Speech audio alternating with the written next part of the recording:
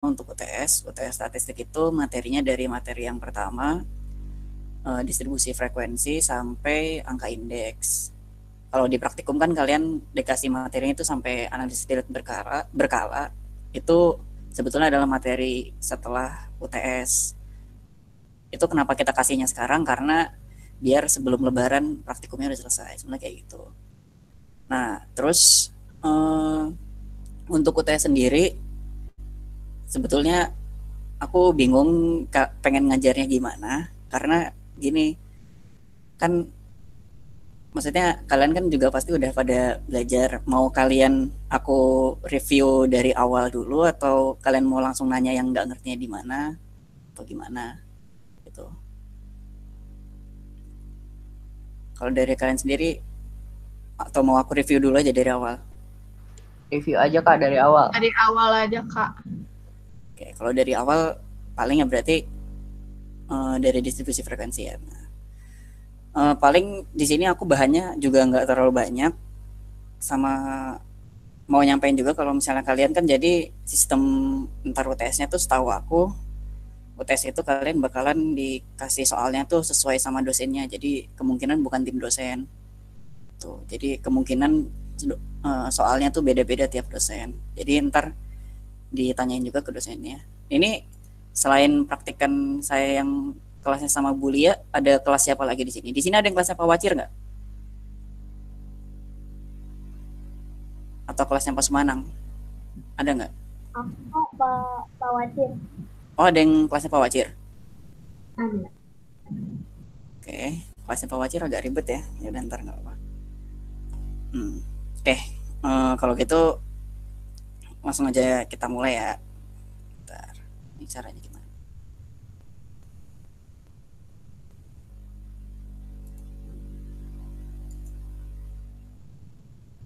Oke, di sini kalian kelihatan nggak? Kelihatan semua ya? Oke, jadi bismillahirrahmanirrahim. Sebetulnya kita kan babnya ada 4 untuk UTS ini. Yang pertama itu adalah distribusi frekuensi. Ini aku ambil, ini sebenarnya modul internalnya praktikum. Ini ada filenya. Oh ya, buat modul tuh ntar hari Minggu rencananya akan di-share. Itu udah ada jawaban latihannya juga, jadi buat kalian belajar. Nah, ini penjelasan ini nggak bakal keluar di UTS, jadi kalian tenang aja. Jadi kita langsung aja distribusi frekuensi. Distribusi frekuensi itu dia jenisnya yang kayak udah di praktikum diajarin, ada discrete, ada continue, ada tertutup sama terbuka. Bedanya apa ya, kayak seperti biasa, kalau discrete itu berarti satuannya jelas untuk kelas-kelasnya. Kalau continue itu dia biasanya koma. Terus kalau distribusi frekuensi tertutup berarti dia nggak ada tanda kurang dari atau lebih dari. Dan kalau distribusi frekuensi yang terbuka dia ada tanda kurang dari atau lebih dari. Tuh. Nah, terus untuk distribusi frekuensi ada namanya distribusi frekuensi relatif, di mana itu kita melihat dari frekuensinya itu kita kumulatifkan, kita totalkan. Terus untuk melihat frekuensi relatifnya tinggal berarti frekuensi kelasnya kita bagi dengan totalnya terus dikali 100%. Di sini 2 dibagi 40 jadi 5%. Tuh. Nah, ini kan masih dasar. Kalau masih dasar kayak gini biasanya jarang keluar di soal UTS. 2 kali UTS 2017 sama 2018 soalnya biasanya nggak kayak gitu. Nah, terus ini bagian-bagian distribusi frekuensi ada kelas itu ya berarti ini yang 121 sampai 130. Terus ada batas kelas itu berarti batasnya yang ditulis di tabelnya. Kalau di sini batas kelas yang bawahnya, misalnya yang kelas pertama berarti 121, batas atasnya 130. Ini juga masih gampang. Kalau tepi kelas atau tepi bawah, ini batas tepi kelas, batas kelas sebenarnya atau tepi kelas. Itu ada tepi bawah, ada tepi atas. Kalau itu gampangnya tinggal kalian kurangin 0,5 atau ditambah 0,5. Contoh tepi bawah kelas pertama berarti 121 dikurangi 0,5 berarti 120,5 gitu. Walaupun sebetulnya rumusnya itu adalah tepi batas bawah kelas ditambah batas atas kelas sebelumnya dibagi 2. Sebenarnya rumusnya kayak gitu. Jadi sebenarnya kalau misalnya yang kelas kedua ini 131 itu kita pengen cari tepi bawahnya misalnya. 131 sebetulnya itu 131 ditambah 130 dibagi 2, makanya dapatnya 130,5. Tuh. Fungsinya apa buat tahu rumus itu? Kalau misalnya ini tuh koma, kalau misalnya 131,2 di sini 130,7 itu bisa kayak gitu. Nah, terus ini panjang kelas. Panjang kelas itu ukuran kelasnya dari kelas pertama ke kelas berikutnya. Oh, di sini berarti dari kelas pertama ke kelas berikutnya berarti ada 10. 131 kurang 121. Bukan 121 ke 130-nya, tapi 121 ke 131-nya. Itu panjang kelasnya, berarti diselisihkan. Karena masih ada yang salah, kadang-kadang dikurangnya 130, dikurang 121. Tuh, terus frekuensi tadi udah sama nilai tengah, tinggal batas bawah kelas. Ini yang tadi. Nah, ini contohnya. Ntar kalian bisa lihat sendiri juga di modul yang udah ntar akan di bagian hari Minggu. Terus penyusunannya, jangan lupa kalau misalnya datanya tuh ada data mentah, kita array dulu. Habis itu nilai sebarannya kita lihat selisihnya, range-nya. Itu nilai data yang maksimum dikurangin yang minimum. Terus banyak kelasnya, rumusnya kayak gini. K sama dengan 1 ditambah 3,332 log N. Ini untuk tiap dosen beda.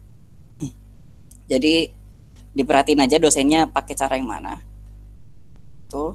Terus untuk menentukan panjang kelas interval itu sama dengan range dibagi dengan banyaknya kelas. Ini juga beberapa dosen ada yang beda. Kalau Bulia, beliau biasanya dibulatkan dulu, habis itu digunakan langsung untuk membuat batas-batas kelasnya. Kalau kelasnya nggak cukup, baru angka yang nggak dibulatkannya itu dijadi pembaginya. Gitu. Nah, terus kalau dosen lain, aku kurang tahu gimana. Ada juga beberapa dosen kayak Bu Amel kalau nggak salah itu dia kalaupun dapat hasilnya koma, CI-nya langsung dibulatin ke atas. Tuh kayak gitu, itu kalau Bu Amel kalau nggak salah. Terus ini macam-macam grafik. Nah, untuk macam-macam grafik yang pertama ada histogram. Sebetulnya gambarnya ini salah. Jadi kalau kalian bikin histogram, itu tuh jangan dibikin dari sini. Jangan dibikin dari pojok sini.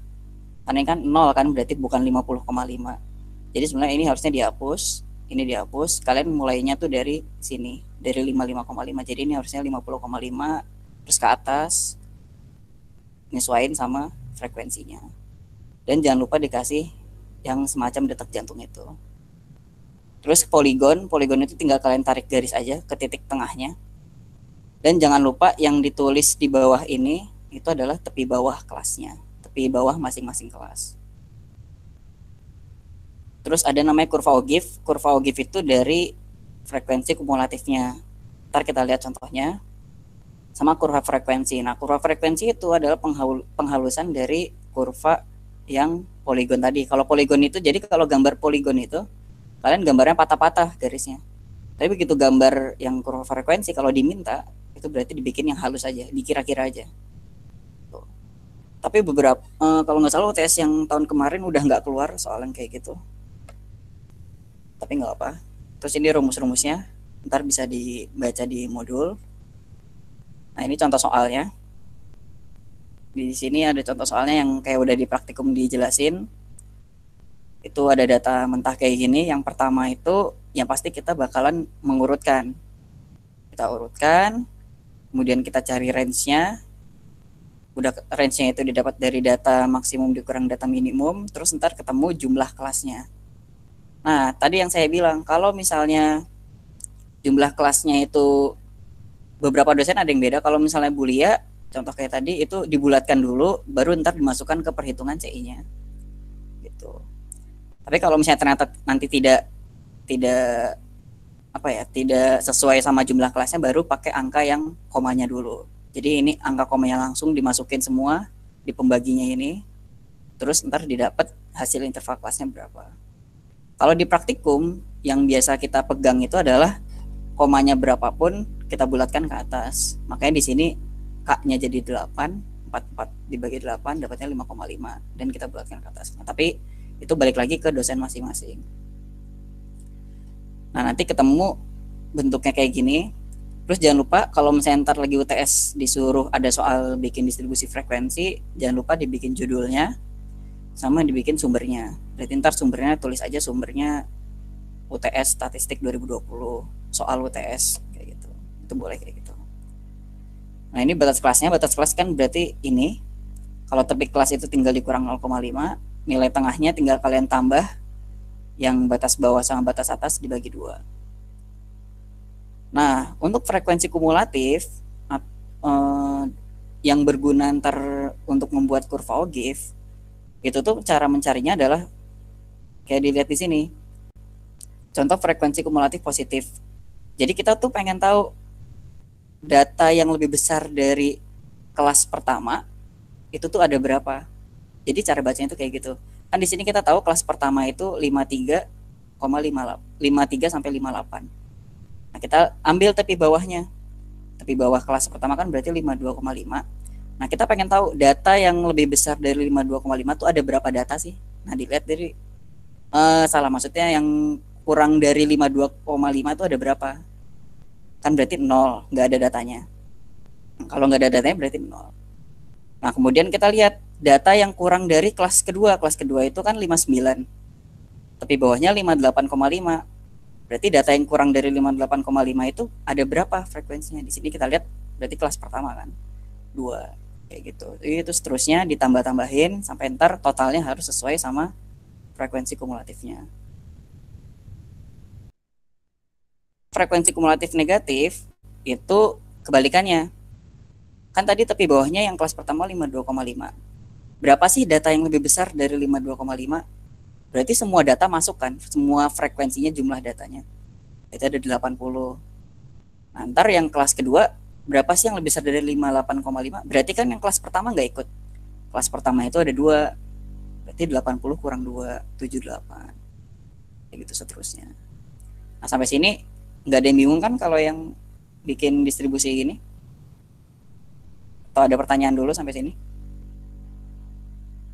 Atau saya kecepatan? Nggak ada? Dilanjut? Oke, dilanjut. Nah, ini soal-soalnya.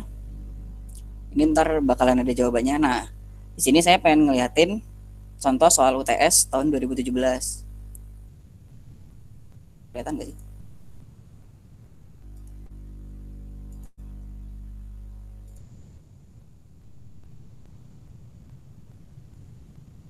Kelihatan nggak?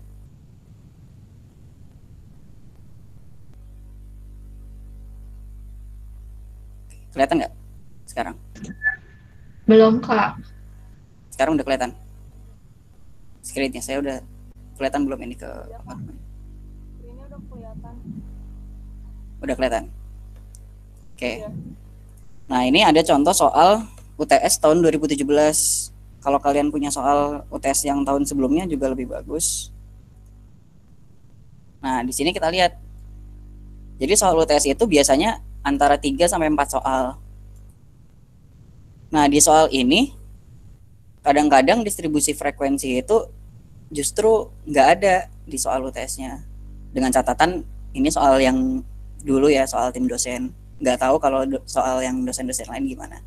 Tapi emang beberapa kali selama saya dulu tuh ada UTS, jarang sih ada soal disuruh bikin distribusi frekuensi gitu. Tapi biasanya udah dikasih tahu kayak gini dan kita suruh ngitungnya tuh langsung ke bab 2 yang ukuran dispersi. Tuh. Terus kalau soal ini kan yang ya.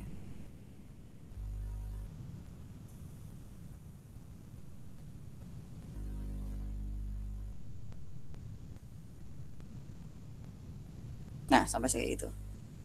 Nah, untuk yang bab distribusi frekuensi kira-kira ada pertanyaan nggak sampai sini? Langsung lanjut ke bab berikutnya aja ya. Ini modul internal. Nah, terus bab berikutnya itu ada ukuran gejala pusat atau UGP.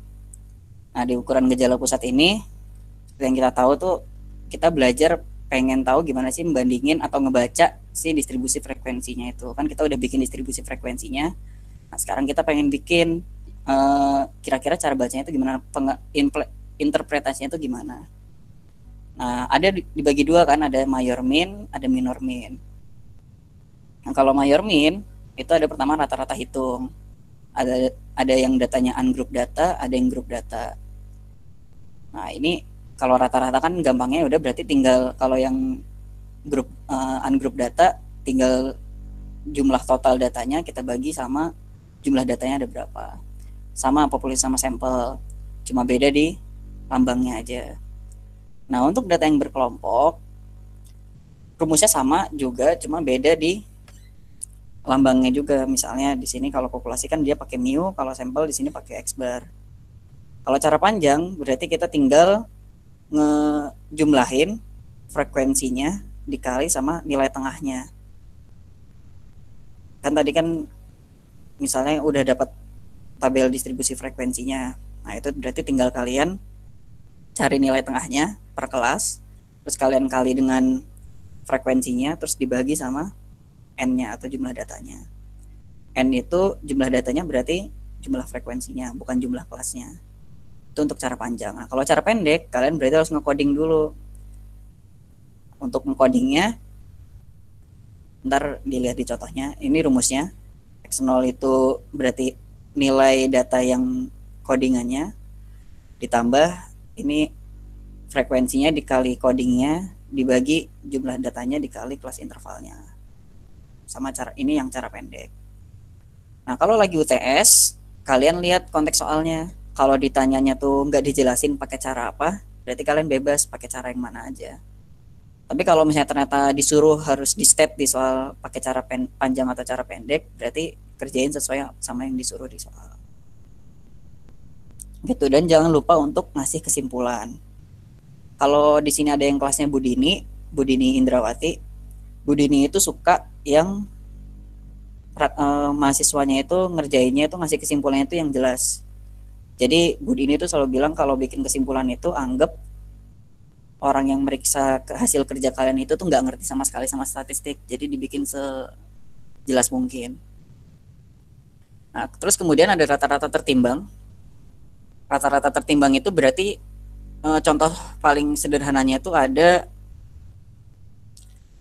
bobotnya.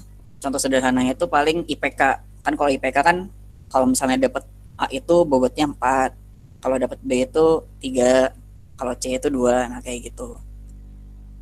Ini rata-rata tertimbang pernah keluar yang di soal UTS yang ini. Tapi yang beda paketnya, yang paket B kalau nggak salah. Nah, terus ada rata-rata gabungan. Kalau rata-rata gabungan ini mirip kayak dulu pas kita SMP, itu nyari rata-rata dalam satu kelas, ada yang cowok, ada yang cewek. Nah, tinggal dikali sama N-nya. Dia mintanya contoh yang cowok atau yang cewek kayak gitu. Nah, terus kemudian di sini ada habis mean, ada median. Nah, kalau median pengertiannya itu kan nilai tengah, nilai yang berada di tengah. Di sini ada dua, ada yang untuk ungroup data juga, ada yang buat group data. Kalau yang ungroup data, simpelnya kita tinggal karena dia kan ngebagi dua nilai tengahnya, berarti setengahnya. Terus jumlah datanya kita tambah 1 dulu baru dibagi 2. N ditambah 1 dibagi 2. Nah, kalau yang data berkelompok, ingat yang pertama itu harus kita cari dulu. Kita cari tahu dulu letaknya itu ada di mana medianya. Pakai rumusnya sama, tapi ini setengah N, nggak usah ditambah 1. Setengah N sama setengah N. Nah, untuk nilai medianya sendiri, LME ini adalah kelas di mana letak medianya. Kalau letak medianya ternyata ada di kelas kelima, berarti LME ini adalah tepi bawah kelas kelima. Contoh kalau batas bawah kelasnya 50, berarti tepi bawah kelas kelimanya itu 49,5. Ditambah setengah N, nah setengah N itu ambil aja dari letaknya. Berapa? Terus dikurangin F besar. F besar itu adalah frekuensi kumulatif dari sebelum si kelas medianya. Tadi kan kelas medianya kan ada di kelas kelima contohnya. Berarti F besar itu adalah frekuensi kelas pertama sampai keempat kita jumlahin. Nah, kalau F kecil median yang ini, itu tuh berarti frekuensi yang kelas mediannya aja. Terus dikali CI atau interval kelasnya. Kayak gitu. Ini masih hafalan banget. Jadi kalian, aku yakin juga pasti udah pada bisa untuk ngitungnya. Nah, terus habis itu ada kuartil, desil, sama persentil. Rumusnya sama kayak median, cuma beda di pernya. Kalau kuartil itu kan karena membagi 4, jadi dia per 4. Kalau desil itu karena membagi jadi per 10, jadi 10. Kalau persentil itu karena per 100, jadi dibagi 100. Nah, untuk median biasanya yang ditanya tuh lagi UTS bukan ditanya sebutkan median dari data ini atau desil sekian berapa. Biasanya yang ditanya adalah misalnya diketahui ada 70% yang tertinggi gajinya. Terus cari batas paling minimumnya. Nah, paling kayak gitu biasanya. Itu pinter-pinter kalian untuk membaca soal, maksudnya gimana. Ntar kita lihat contoh soalnya. Itu untuk median. Terus ada modus. Modus ini ya yang udah kita tahu adalah data yang paling sering muncul. Ini rumusnya, di mana D1 itu adalah selisih frekuensi kelas si modusnya dikurangin sama kelas sebelumnya. Kalau D2 itu kelas modusnya dikurangin sama kelas setelahnya. Gitu. Nah, tambahan juga, jadi yang namanya modus, median, sama mean tadi, mereka itu tuh mayor min kan. Mereka itu termasuk rata-rata. Jadi contoh, ini khusus buat kelasnya Pak Wacir ya. Kalau nggak salah, kelasnya Pak Wacir itu pernah dulu tuh ngasih soal, tapi tabelnya itu terbuka distribusi frekuensinya, bener nggak? Yang kelasnya Pak Wacir. Nah, kalau misalnya kelasnya distribusinya itu frekuensinya terbuka atau lebih besar atau lebih kecil, kalian itu kan berarti nggak bisa mencari meannya. Nah, pengganti meannya itu ya ini, median atau modus. Jadi namanya median sama modus itu bukan berarti cuma sekedar nilai tengah atau nilai yang paling sering muncul. Tapi mereka itu mean juga, rata-rata juga. Tapi adalah bahasanya kayak cara lain untuk kita mendapatkan nilai mean. Makanya walaupun nilai mean, modus, median itu beda, tapi biasanya bedanya itu nggak terlalu jauh. Karena mereka bisa digunakan sebagai pengganti rata-rata hitung ketika nggak bisa dicari rata-rata hitungnya. Tuh. Itu untuk biasanya khususnya kelasnya Pak Wacir ya, karena kadang-kadang Pak Wacir suka jahat ngasih soalnya kayak gitu. Nah, ini contoh soalnya kayak gini, jumlah kita tahu ada kayak gini, ada distribusi frekuensi yang kayak gini dengan frekuensi yang seperti ini. Disuruh nyari rata-rata cara pendek, cara panjang, median, modus, kuartil 3, desil 6, persentil 76. Ini contoh yang persis sekali kayak di praktikum. Itu kita tinggal cari nilai tengahnya, frekuensinya dikali nilai tengah, ini untuk nyari rata-rata hitung cara panjang. Nah, kalau rata-rata hitung yang cara pendek, kalian cari codingnya dulu. Di mana codingnya itu adalah biasanya kita taruh 0, ke atasnya itu negatif, ke bawahnya itu positif. Itu satu-satu ditambahnya. Nah, kalau misalnya datanya ganjil, kayak ini kan datanya ada 7. Berarti tengahnya berarti data ke-4 kan. Nah, data ke-4 ini kan berarti tengah-tengah, ke atasnya seimbang, 3, ke bawahnya juga 3. Nah, ini berarti kita taruh 0-nya di tengah nih. 0, min 1, min 2, min 3, 1, 2, 3. 0, min 2, 2, 26. Ini udah dikali sama frekuensinya. Nah, gimana kalau datanya genap? Kalau datanya genap, untuk kelasnya Boolean, itu tetap sama, cari tengahnya tuh di mana. Tapi ntar berarti dikeatasin 0-nya. Jadi 0-nya dikeatasin. Gitu. Nah, kalau untuk kelas dosen yang lain saya kurang tahu itu ngekodingnya gimana. Bisa ntar dikonfirmasi lagi ke KM-nya. Gitu. Nah, itu sampai sini. Ini cara panjangnya. Kita udah dapat tadi sigma frekuensinya dikali XI-nya 5590 dibagi 100 jadi 55,9. Cara pendek juga harusnya cara panjang sama cara pendek hasilnya bakalan sama atau seenggaknya beda tipis lah. Tuh, kita tahu X0-nya, X0 itu data nilai tengah yang coding ke 0. Coding ke 0-nya di sini berarti 54,5 nilai tengahnya.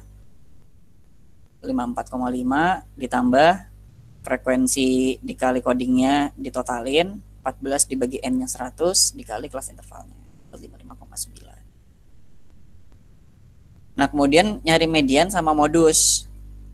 Ya, ini tinggal dimasukin aja rumusnya. Jangan lupa kalau median itu kalian cari tahu dulu letaknya. Karena datanya ada 100, berarti setengah dari 100 itu 50. Terus kita cari mediannya. Nah, tapi kelas mediannya kita cari tadi letak mediannya 50. Nyarinya bukan dari kelasnya tapi dari frekuensinya. Kita hitung kelas pertama tuh ada 8, kelas kedua ada 13, berarti 8 tambah 13 itu kan 21 berarti belum sampai 50 kan. Kita tambah lagi 21 tambah 22 itu 43, oh belum nyampe juga. Ya udah berarti 43 tambah 17, berarti ternyata di sini kan. Nah, berarti si mediannya itu letaknya ada di kelas keempat kayak gitu. Sama juga kalau modus kayak kalau kuartil, persentil sama desil kayak gitu. Jadi lihat letaknya itu lihat dari kumulatif si frekuensinya. Frekuensi kita tambah-tambahin sampai sekiranya angka letaknya itu tercover masuk di situ. Dapat tadi kelas keempat, dihitung tepi bawahnya. Terus dapat 59,5, 12 kali 100, setengah dari 100 ini kita lihat ambil langsung dari letaknya aja, 50 dikurangin 43 frekuensi kumulatifnya tadi sebelumnya, dibagi 17 dikali 10 kayak gitu, dapatlah kayak gini. Terus kalau modusnya tadi, modus itu data yang paling sering muncul. Di sini data yang paling sering munculnya 24 170 nih. Berarti 24 ini kita lihat, ini harusnya 169,5 nih. 69,5, terus D1 itu berarti frekuensi kumulatifnya, frekuensinya dia dikurangin sebelumnya 24 kurang 5, dan D2 itu 24 kurang 11. Terus tinggal dimasukin ke rumusnya. Kuartil, desil sama persentil rumusnya tinggal diikutin aja, mirip kayak median, terus juga sama. Dan jangan lupa dikasih kesimpulan. Nah, terus ada minor min atau rata-rata. Minor min itu ada rata-rata ukur atau geometric mean. Nah, ini untuk populasi sama sampel. Untuk yang ungroup dia pakai, untuk dapat rata-rata ukur itu atau rata-rata geometrik, akar dari N jumlah datanya, terus data pertama, data kedua sampai data ke N diakarin.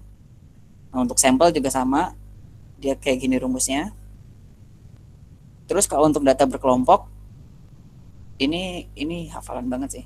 Ini tinggal kita cari GM akar N, akar dari N jumlah datanya dipangkatin sama frekuensinya. Ini berarti nilai tengahnya ya. Kayak gitu. Nah, tapi yang paling sering keluar biasanya adalah rata-rata tingkat bunga atau rata-rata tingkat pertumbuhan penduduk. Dimana dia tuh pinter-pinter ntar di soal itu ketika kalian mindahin rumusnya. Karena biasanya ditanya tuh nggak langsung MT atau PT-nya, paling ditanyanya kalau nggak GM itu periodenya atau nggak MO-nya. Sama juga sama rata-rata tingkat pertumbuhan penduduk. Contohnya kayak ini, yang udah pernah kita pelajarin di praktikum juga. Nasabah bank dia awalnya punya 535 juta, 535 juta. Terus dia pada tahun 2019 dia narik duitnya. Terus ternyata pada tahun 2019 ini salah, harusnya 2019 duitnya jadi 640 juta. Nah, kita suruh nentuin rata-rata tingkat bunganya. Berarti kan kita tahu duit ketika dia 10 pada 2019 itu 640 juta. Sedangkan pada saat pertama kali dia nabung itu bakalan jadi M0-nya 535 juta. T-nya itu ini salah, harusnya 10 tahun. Jadi tinggal dikurang aja 2019 kurangin 2009, jangan ragu-ragu. Terus kita masukin aja ke rumusnya, 640 juta sama dengan 535 juta. Kenapa? Karena MT ini adalah nilai uang ketika telah sampai periode tertentu. Periodenya kan sampai 2019, berarti 640 juta. M0 itu adalah nilai awal uang kita, 535 juta dikali 1 ditambah GM-nya itu adalah tingkat bunga yang kita cari dibagi 100 pangkat T-nya itu adalah periodenya. Ini tinggal kita pindahkan ruas 535 juta ini kita pindahkan ke kiri karena dia perkalian, jadi dibagi 640 juta dibagi 535 juta dapat 1,19 sekian. Nah, kemudian kita menghilangkan pangkatnya. Nah, cara menghilangkan pangkat itu adalah kita akarkan kedua ruas. Yang kiri kita akarkan akar pangkat 10, yang sebelah kanan juga kita akar pangkat 10. Kalau ini pangkat 10 terus kena akar pangkat 10 kan dia bakalan hilang pangkatnya. Nah, di sini bakalan tetap ada akar pangkat 10. Tinggal kalian hitung pakai kalkulator. Tuh. Terus kemudian dapat hasilnya dikurang 1 terus dikali jadi persentase. Kayak gitu. Nah, sampai sini ada pertanyaan nggak? Atau udah capek denger saya ngomong? Kak, bisa jelasin yang persentil, desil, sama kuartil gak? Boleh. Bingungnya di mana?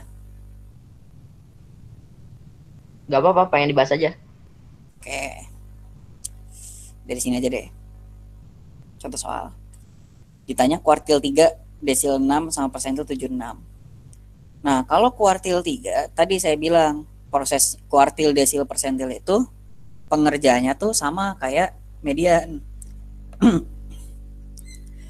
Jadi pertama kita harus tentuin letaknya. Di mana letak kuartil itu? Kalau kuartil itu kan per 4. Ditanya kuartil 3, berarti cari letaknya adalah 3/4. 3/4 dikali 100. Jumlah datanya ada 100, 75. Nah, berarti kuartil ketiganya itu ada di 75. Nah, kita masukin ke rumusnya. Rumusnya itu mirip kayak rumus yang median. Q3 sama dengan tepi bawah kelas kuartil ketiga ditambah letaknya. Letaknya tadi kan 3/4 kali N. Berarti 3/4 kali 100. Berarti ntar bisa langsung diisi ini 75.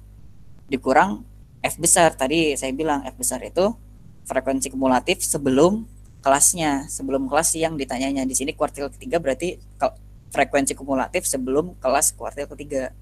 Dibagi frekuensi dari si kuartil ketiganya sendiri dikali sama intervalnya. Nah, di sini kita cari LQ3-nya itu di mana? Kan 75.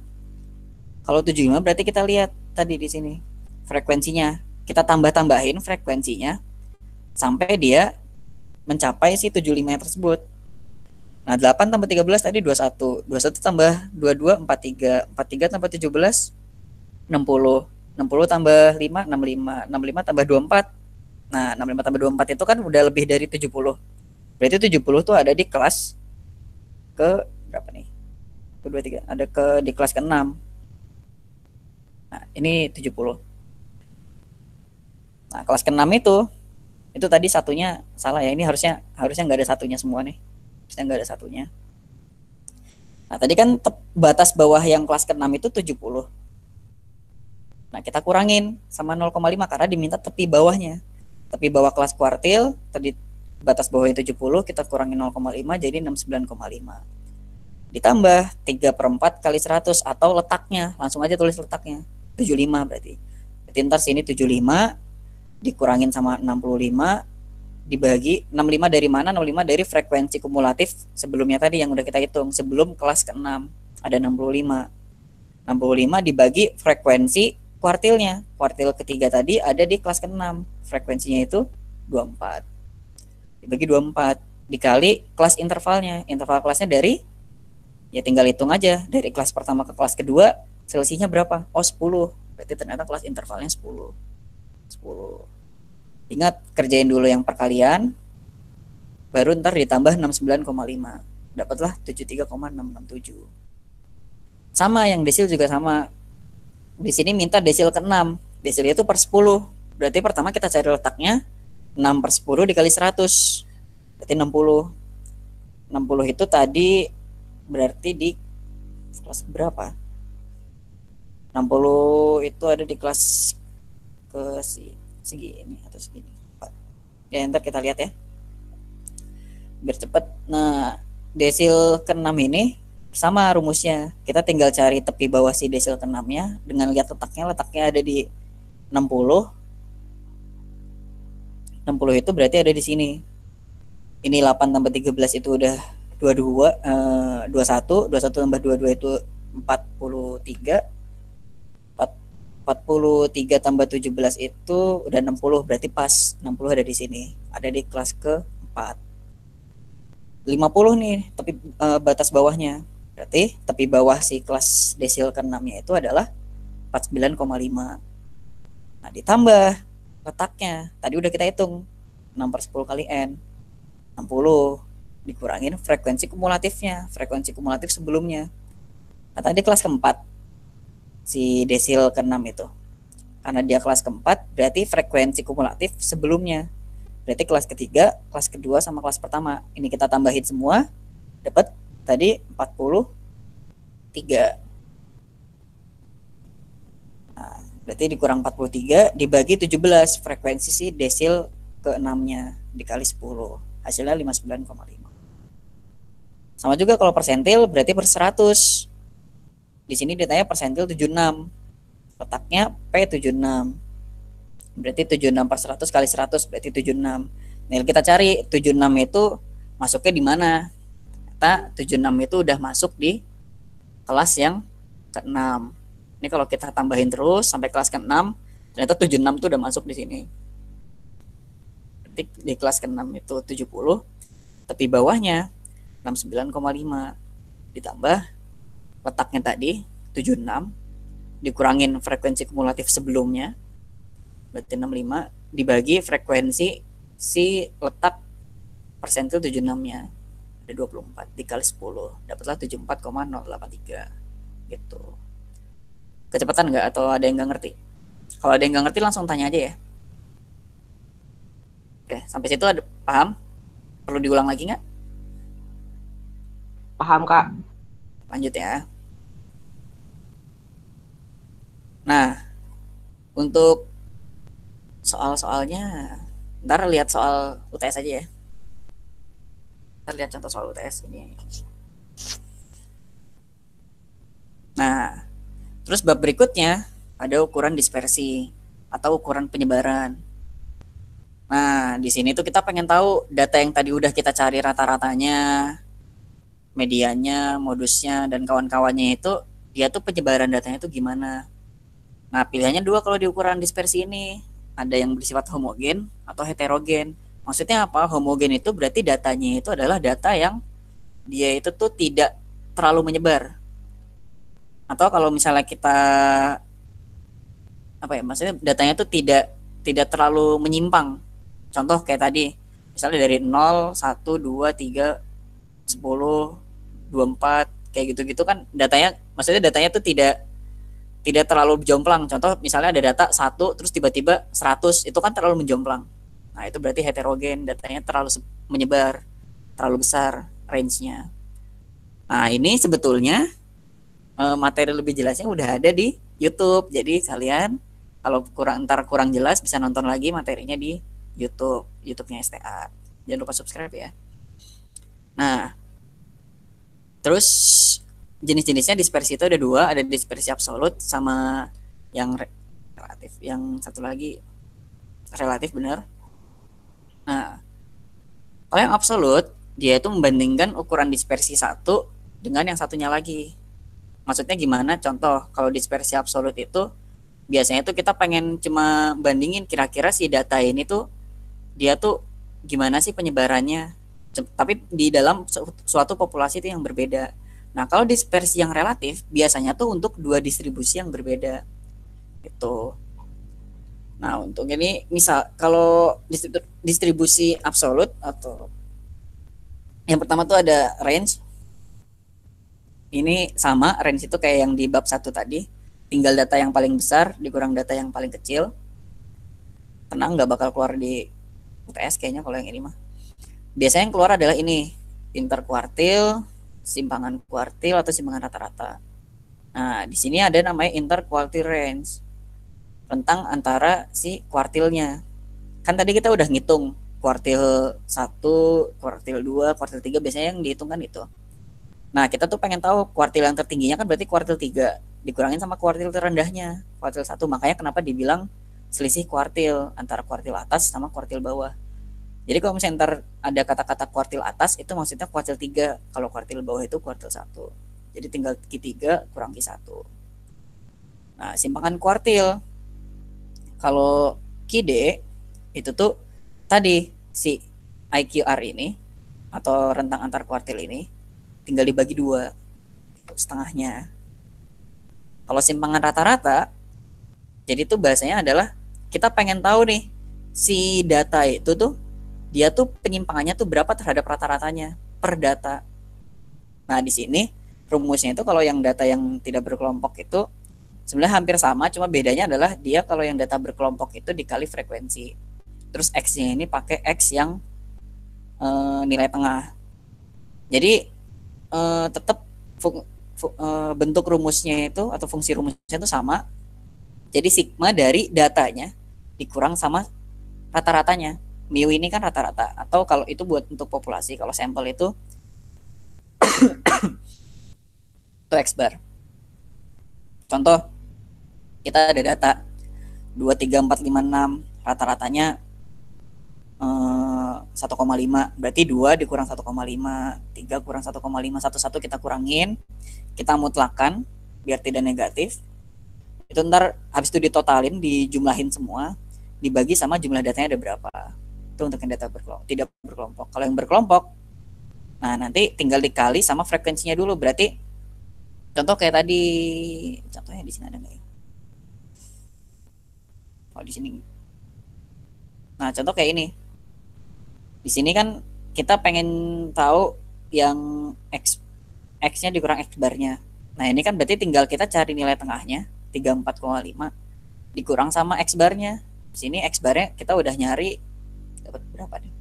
X barnya 880 dibagi 120 gitu. Ntar dapat, tinggal dikurang, dimutlakin, terus kita kali frekuensinya, ditotalin. Nah, itu ntar dulu kita lihat.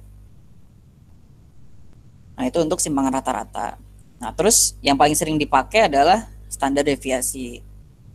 Nah, standar deviasi ini itu tuh kita pengen tahu si datanya itu menyimpangnya itu berapa sih rata-ratanya terhadap, jadi suatu data tuh penyimpangannya itu berapa terhadap rata-ratanya gitu. Nah, untuk rumusnya sendiri, rumus standar deviasi itu udah pasti akar datanya dikurangin rata-ratanya, dikuadratin, habis itu dibagi N. Itu rumus umumnya. Nah, kalau di sini dibagi 2 sama juga, data tidak berkelompok sama data yang berkelompok. Kalau yang tidak berkelompok sama kayak tadi, X-nya, datanya dikurang sama rata-ratanya, dikuadratin, habis itu ditotalin semuanya, semua datanya dibagi sama N. Nah, kalau misalnya N di sini bedain yang populasi sama sampel, jadi kalian patokannya di jumlah datanya aja. Kalau misalnya datanya tuh lebih besar dari 30, itu berarti N pakainya dibagi sama N. Tapi kalau kurang dari sama dengan 30, itu N-1. Nah, ini perlu diperhatiin juga, tiap dosen itu beda. Ada yang dia tuh N-nya tuh lebih besar sama dengan 30, atau sama yang N-nya kurang dari 30. Jadi ada yang kebalik penempatan ini untuk beberapa dosen. Kalau untuk Bu Lia mirip kayak ini. Gitu. Biasanya untuk kelas Pasumanang ada perbedaan biasanya. Nah, kayak gitu. Terus kalau data berkelompok itu kayak gini, sama juga, tinggal dikali frekuensinya, rumusnya mirip kayak gini. Sama kalau misalnya yang bedain cuma N-nya. N-nya tuh kalau yang lebih besar dari 30 N, kalau kurang dari sama dengan 30 N-1. Kayak gitu. Jangan lupa dikuadrat. Nah, terus ada varians. Varians itu simpelnya adalah standar deviasi tinggal kalian kuadratkan. Jadi misalnya kalian udah ngitung standar deviasi, udah dapat S nih, atau udah dapat tol, udah dapat, ditanya variansnya, ya udah tinggal kuadratin aja. Atau kalau langsung ditanya variansnya, nggak ditanya standar deviasinya, kan varians itu kan standar deviasi dikuadratkan. Kalau standar deviasi dikuadratkan, standar deviasi kan rumusnya ada akarnya. Kalau ini kita kuadratkan, berarti akarnya hilang kan. Berarti makanya kenapa rumusnya dia nggak ada akarnya. Kayak gitu. Rumusnya mirip kayak standar deviasi, cuma tinggal dihilangin aja akarnya. Atau kalau udah ketemu standar deviasi tinggal dikuadratin. Itu untuk distribusi yang absolut. Nah, kalau distribusi relatif, nah ini yang biasanya keluar di UTS, di mana fungsi dari distribusi relatif ini tadi, kita membandingkan antara dua kelompok data atau dua distribusi. Nah, bandingnya untuk apa sih fungsinya? Itu tadi untuk melihat mana yang lebih baik. Nah, biasanya kalau yang dipakai itu adalah CV, koefisien variasi, atau angka baku. Gitu. Pertama kita lihat dulu koefisien variasi atau CV.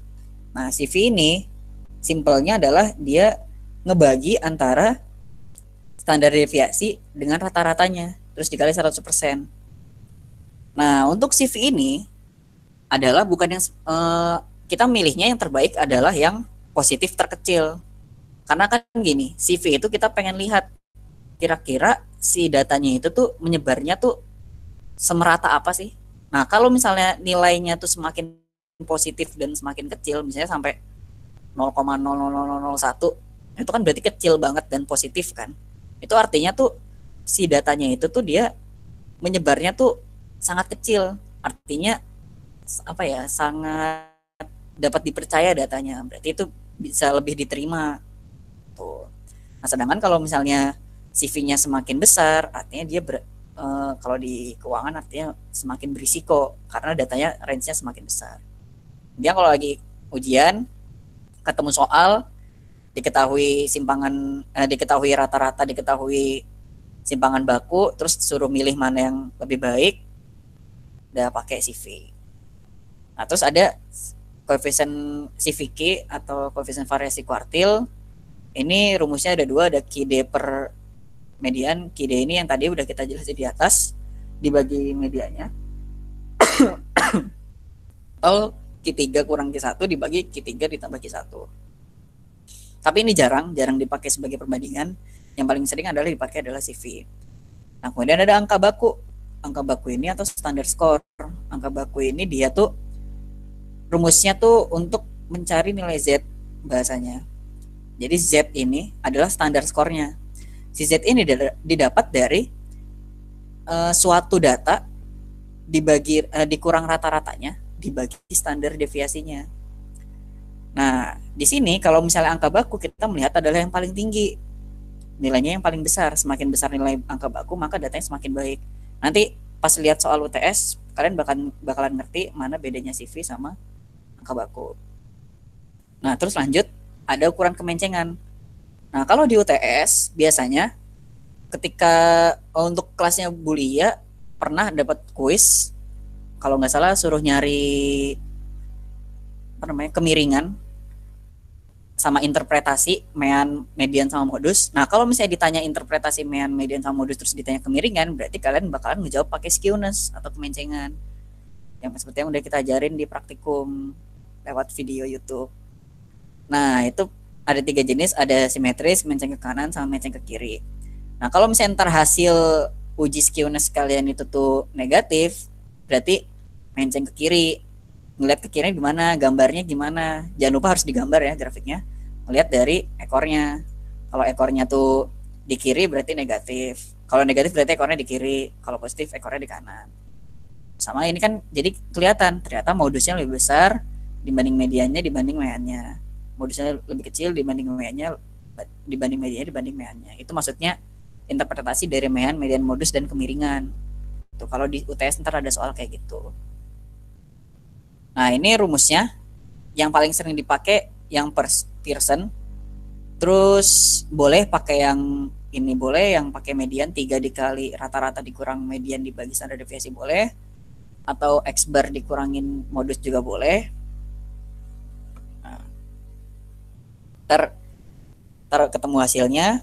Terus ada ketentuannya. Ketentuannya bisa lihat di ketentuannya kalau lebih dari 3 kalau nggak salah.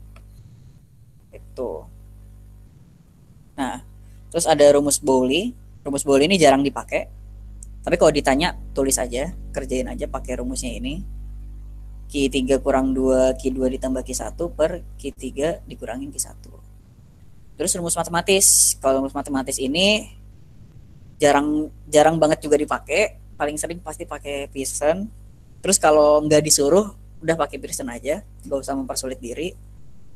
Atau kalau emang belum ngitung, tapi lebih simpel ngitung median sih, cuma ya udah nggak apa, hitungnya pakai ini. Jadi sigma dari frekuensi dikali X dikurangin rata-ratanya dipangkatkan 3 dibagi N-nya, jumlah total frekuensinya dikali sama standar deviasinya dipangkatin 3. Tuh, itu rumus umumnya. Ini nggak bakal keluar. Terus ada ukuran keruncingan. Nah, ukuran keruncingan ini biasanya juga sering ditanya di UTS, bentuk kurva atau datanya tuh apakah dia meruncing, meso, atau flat. Nah, itu ketentuannya kalau yang leptokurtik itu atau yang runcing itu berarti si to 4 atau si kurtosisnya itu lebih dari 3. Kalau yang mesokurtik yang biasa, yang normal itu berarti sama dengan 3. Kalau yang platikurtik berarti kurang dari 3. Nah, ini juga harus dikasih tahu ntar kalau misalnya ditanya di soal, arti dari ntar hasilnya lebih dari 3 sama dengan 3 atau kurang dari 3 itu gimana. Kayak gitu. Rumusnya ini tinggal sama kayak rumus matematis yang skewness, cuma ini bedanya frekuensi dikali nilai data atau nilai tengahnya dikurangin sama X barnya dipangkatin 4 dibagi N dikali standar deviasi pangkat 4. Itu. Ini contoh soal. Sini contoh soalnya sama kayak di latihan sebelumnya, sama juga kayak di materi yang udah di-share di Google Classroom, bisa kalian baca lagi.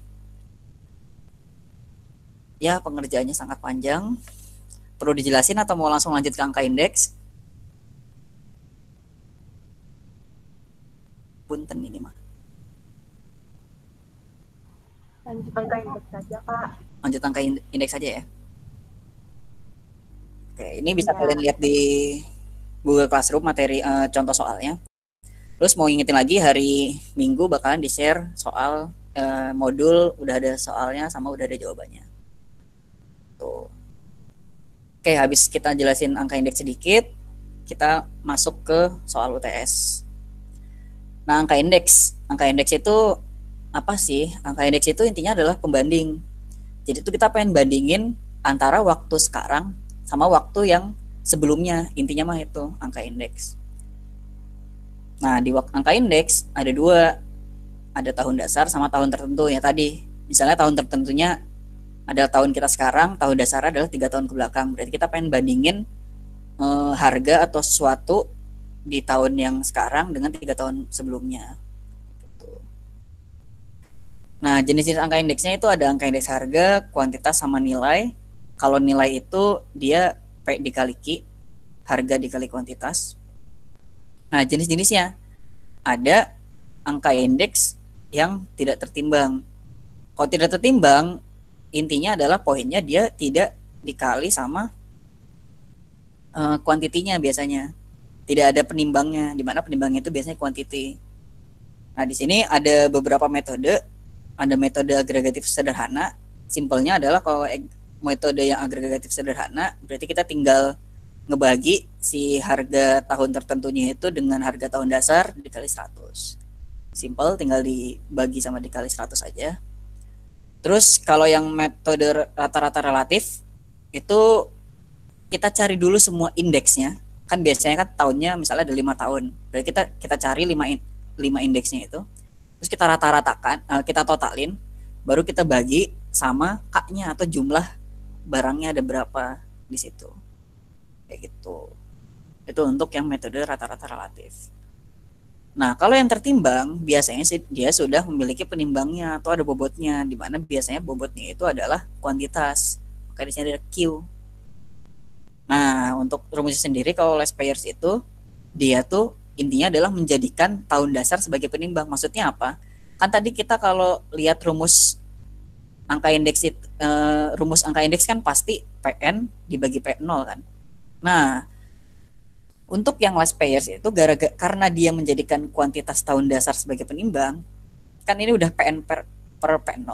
Berarti tinggal dikali Q0 dikali Q0. Jadi bahasanya dikali sama kuantitas tahun dasarnya masing-masing, yang PN sama P0-nya. Gitu. Makanya kenapa jadi di sini PN dikali Q0, P0 kali Q0. Kayak gitu. Nah, kalau yang pas C itu dia penimbangnya itu adalah kuantitas di tahun yang berjalan, tahun sekarang. Makanya kenapa tadi rumus angka indeks biasa PN per P0 tapi dikalinya QN sama QN karena dikali kuantitas si periode berjalannya.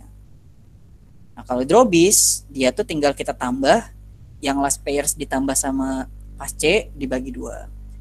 Nah, kalau Fisher atau nama lainnya adalah angka indeks ideal. Jadi kalau misalnya di soal ditanya carilah last payers, carilah pas C, terus tiba-tiba carilah angka indeks ideal, itu berarti Fisher. Jadi Fisher ini dia tuh bahasanya kayak penyeimbang antara si last payer sama pas C dengan cara akar dari indeks last payer-nya dikali sama indeks si pas C-nya. Marshall Edgeworth ini itu jarang digunakan, jarang juga ditanyakan di UTS. Wolf juga sama, jarang digunakan sama jarang ditanya di UTS. Tuh. Tapi nggak apa dicatat aja kali aja keluar. Nah, terus ada indeks angka indeks rata-rata relatif tertimbang.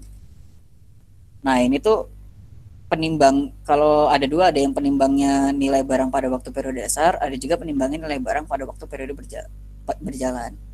Rumusnya PN per P0 sama kayak angka indeks pada umumnya, cuma dikali nilai barang pada periode dasar. Kan tadi saya bilang nilai barang itu, nilai itu adalah harga dikali kuantiti, berarti P0 dikali Q0 karena periode dasar, dibagi dengan P0 kali Q0 juga.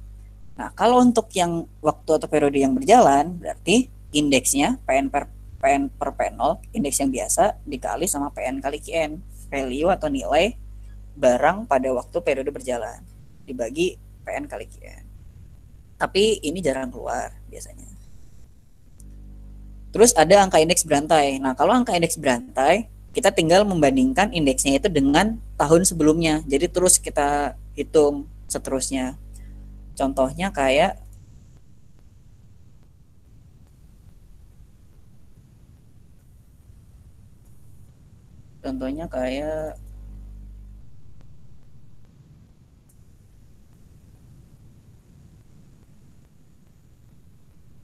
oh, bukan di sini. Sebentar ya.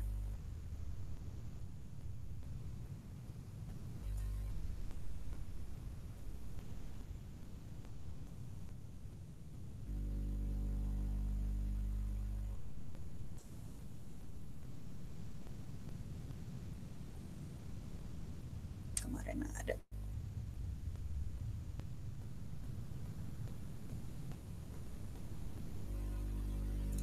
Ya, pokoknya contohnya itu misalnya kayak ini. Contoh ini, di sini ada indeks. Nah, indeksnya itu tinggal kalian bagi. Contoh yang 1992, 108 bagi 100. Kalau 1993 berarti 134 bagi 108. Kalau 1994 berarti 148 dibagi 134, kayak gitu seterusnya. Tuh. Ini contoh, ini bukan berantai ini harusnya. Udah kayak gitu. Nah, terus berikutnya ada pergeseran atau pengubahan periode dasar. Nah, jadi kadang-kadang di angka indeks itu kita harus mengubah si periode dasarnya. Jadi ke tahun tertentu, di mana rumusnya itu adalah si indeks lamanya itu kita bagi dengan indeks lama yang ditentukan jadi indeks baru dikali sama 100. Nanti kita lihat ntar contoh soalnya. Terus ada penerapannya, ada deflasi, itu ada daya beli, ada pendapatan nyata. Maksudnya apa? Contoh pendapatan nyata. Di sini kita lihat di sini ya.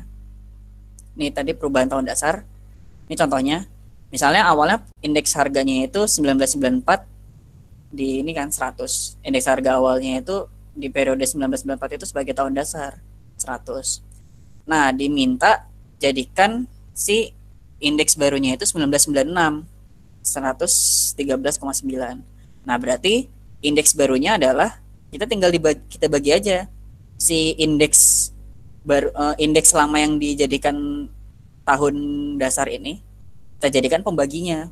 Jadi tinggal 100 dari awal, berarti 100 dibagi 113,9 kali 100% dapat 87,8. Terus ini lagi 101,7 dibagi 113,9 kali 100 jadi 89,3. Kalau ini kan tetap 113,9 dibagi 113,9 kali 100 berarti dia 100. Ini juga sama. Jadi tinggal indeks lamanya kita bagi dengan indeks lama yang dijadikan tahun dasar dikali 100. Kan ntar dapat indeks barunya. Kayak gini. Nah, terus ada namanya pengukuran upah nyata. Jadi upah nyata tuh apa sih? Upah nyata itu adalah upah yang seharusnya didapatkan bahasanya. Jadi kayak upah yang seharusnya didapatkan dengan indeks hidup sekian. Contoh kayak gini. Di sini si buruh ini pada tahun 1991 dia dapat 5,82. Tapi di sini kita lihat indeks biaya hidupnya 100. Berarti upah nyatanya kan berarti tinggal si upah hariannya. Tadi upah yang diterima dibagi sama indeksnya. 5,82 dibagi 100. 5,82. Nah, tapi yang di indeks biaya hidup yang kedua di 1992 6,48 sama 108. Ini ketika kita bagi pakai rumus untuk mencari upah nyata, ternyata upah nyatanya itu Rp6.000. Nah, berarti sebetulnya dengan indeks dia 108, indeks biaya hidup dia 108, berarti dia tuh upah hariannya sudah terpenuhi karena seharusnya dia bisa hidup dengan upah 6 harusnya. Kayak gitu maksudnya upah nyata tuh. Jadi upah ideal dengan indeks biaya tersebut. Kayak gitu. Nah, ini penjelasannya juga. Nah, contoh kayak tadi nih di sini ada juga, tapi bisa juga dibalik. Jadi bahasanya kayak nilai nominalnya. Jadi misalnya di sini dia pada tahun 2000 dapat 30,69.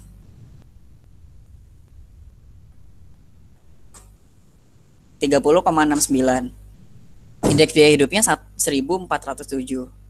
Nah, ternyata indeksnya itu pas dihitung 2,18. Artinya bahasanya dengan dia dapat 30,69 ini tuh terjadi penurunan karena nilainya tuh nggak sama lagi kayak pada tahun 1991. Pada tahun 1991 upah nyatanya tuh 5,82. Tapi ternyata walaupun pada tahun 2000 dia dapat 30,69 udah jauh meningkat. Ternyata tuh nilainya tuh jauh di bawah 5,82 ini. Artinya tuh tidak membaik bahasanya walaupun upahnya tuh meningkat. Tuh. Itu maksudnya. Ngerti nggak? Atau bingung? Oke, itu untuk upah nyata. Nah, terus ada namanya daya beli. Nah, kalau daya beli biasanya dikasih tahu ntar di soal. Kalau lagi UTS, biasanya kalau udah dikasih tahu indeksnya, dikasih tahu daya belinya sekian misalnya. Oh, itu indeks. Mana ya daya beli? Nah, ini kita udah ada upah harian, udah ada indeksnya juga. Nomor 2, tentukan daya beli rupiah dengan anggaran Rp1. Nah, jadi kita tinggal ngebagi aja si angka satunya ini sama IHK-nya. Jadi kira-kira Rp1 itu tuh bernilai berapa sih di indeks yang pada tahun-tahun berikutnya? Pada tahun 1989, di sini indeksnya itu 107,64. Berarti daya belinya adalah nilai nominal uang yang dikasih di soal, tadi 1, dibagi sama 107,64 dikali 100, dapatlah 0,93. Wah, berarti terjadi penurunan nih daya belinya. Jadi awalnya Rp1 itu udah nggak Rp1 lagi, tapi dia udah jadi 0,93 kayak gitu. Maksudnya dari daya beli itu. Kayak gitu. Ini indeks rantai yang tadi. Contohnya kayak gini, jadi indeksnya tinggal ini dibagi sebelumnya, 151 dibagi sebelumnya, seterusnya. Kenapa yang pertama nggak ada? Karena nggak ada data sebelumnya. Kayak gitu. Itu buat angka indeks. Nah, terus ada tambahan sedikit. Kalau angka indeks itu kadang suka ditanya cara ngitung inflasi. UTS tahun 2017 ditanya cara ngitung inflasi. Inflasi itu indeks konsumen dikurangin yang tahun sekarang, dikurangin sama tahun sebelumnya, dibagi tahun sebelumnya kali 100. Ini penting, kadang-kadang suka keluar. Itu buat nyari inflasi. Nah, sampai sini ada pertanyaan? Itu untuk review materinya. Kalau ada yang mau ditanyain, nggak apa-apa, tanya dulu sebelum kita masuk yang ke mana tadi? Soal UTS. Lanjut soal UTS ya. Kok jadi rame? Oke, lanjut soal UTS ya. Lanjut. Nah, sekarang nih, ini soal UTS tahun 2017, pas saya masih maba. Jadi, pas saya masih maba dulu, saya dapat soal kayak gini. Suatu konsultan melakukan penelitian usaha kecil dan menengah di Surabaya pada tahun 2008. Nah, kemudian dapatlah distribusi frekuensinya kayak gini. Dia ada interval omsetnya 100 sampai 119, 120 sampai 139, 140 sampai 159 dan seterusnya. Dengan jumlah perusahaan sekian. Ini frekuensinya berarti.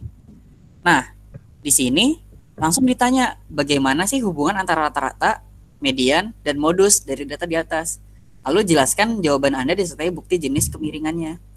Nah, untuk soal yang seperti ini, berarti kalian tuh selain nyari rata-rata, median, sama modusnya, berarti kalian juga harus mencari si skewness-nya itu. Kayak gitu. Oke. Nah, kalau misalnya skewness itu kan tadi yang udah kita pelajarin.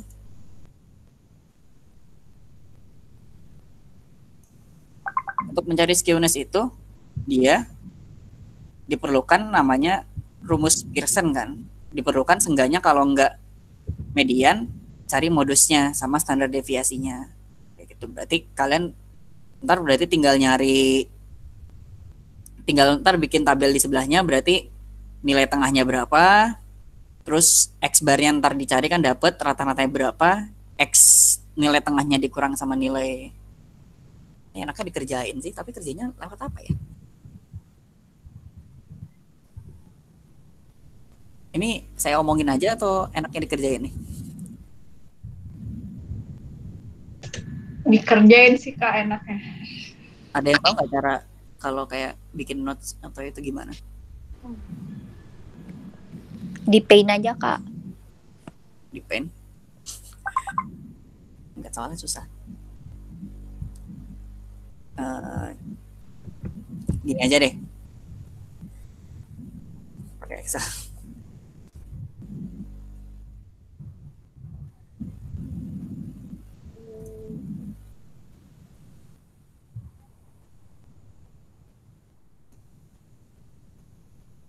Nah, di sini kan kita tahu interval omset penjualan itu kan 100 sampai 119.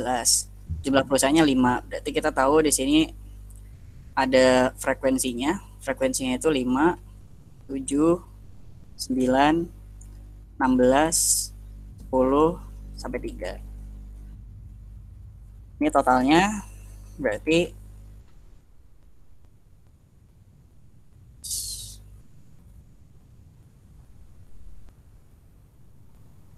total 50. Nah, kita berarti nyari XI-nya.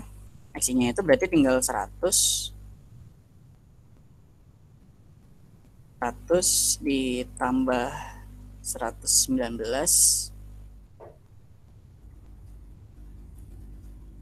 dibagi 2 dapat 109,5. Dan ini berarti 120 ditambah 139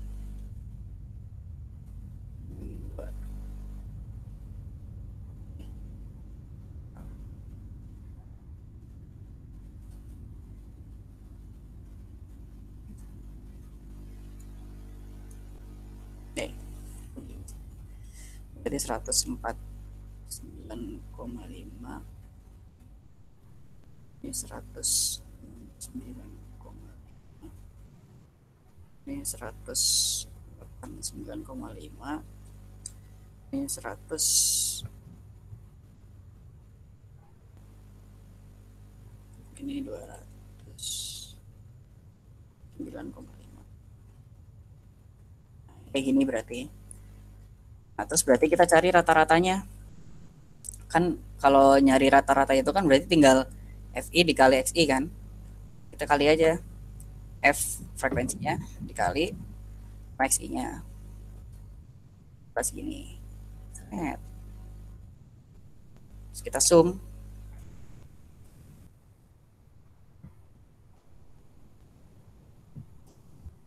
Ternyata dapat si F dikali nya itu 80,35. Nah, berarti rata-ratanya itu tinggal ini kalian bagi sama 50 kayak gitu. Jadi meannya itu sama dengan ini kita bagi sama 460,7. Ini berarti rata-ratanya. Nah, terus kalau untuk mencari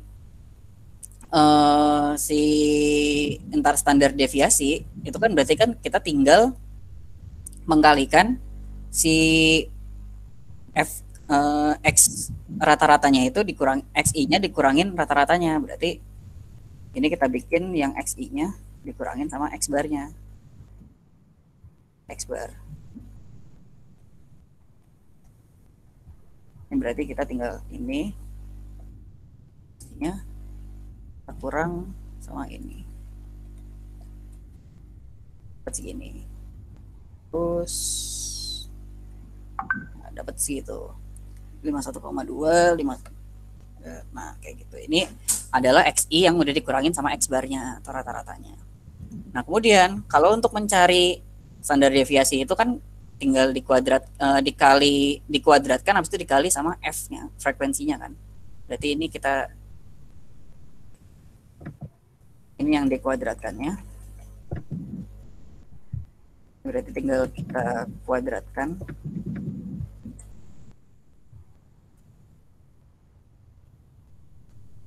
Ini. Nah, terus rumusnya kan kalau itu kan berarti perlu f dikali sama xi-nya dikurang sama x bar yang udah dikuadratkan. Berarti ini dikali sama frekuensinya.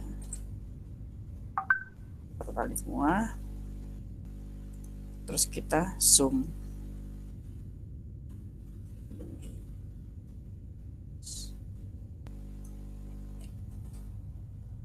Segini.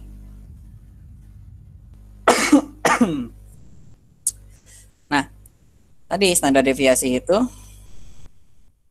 rumusnya adalah akar dari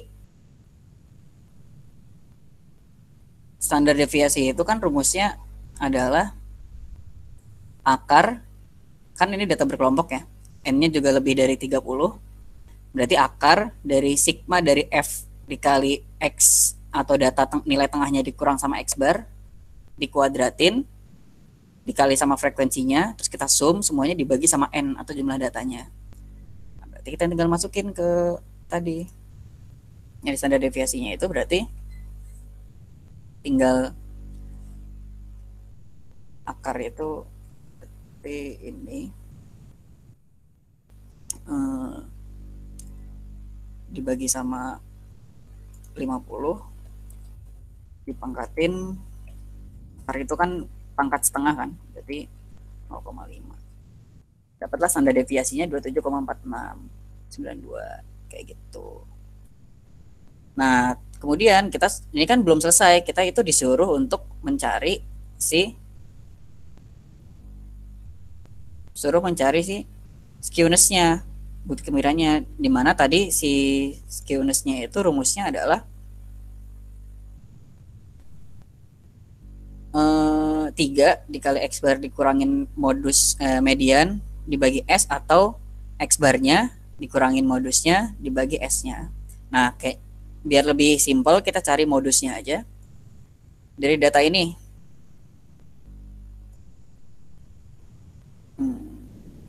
Nah, ini kita cari modusnya. Modus itu kan berarti didapat dari si frekuensi yang paling banyak kan. Berarti di sini ada 16 nih. 16 adalah frekuensi yang paling banyak. Berarti dia ada di kelas ke 1 2 3, ada kelas keempat. Nah, berarti kita pakai kalkulator di sini.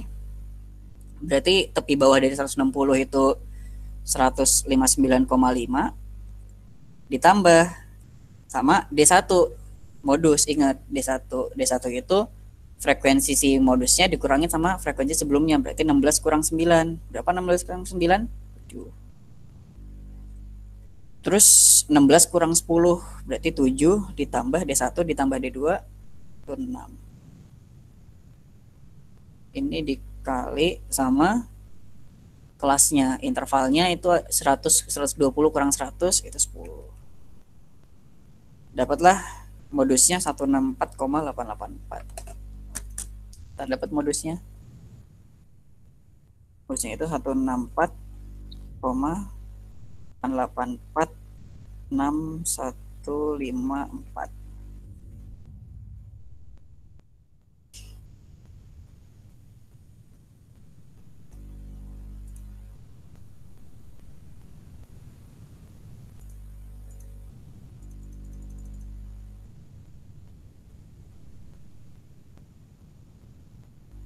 Ya, segini.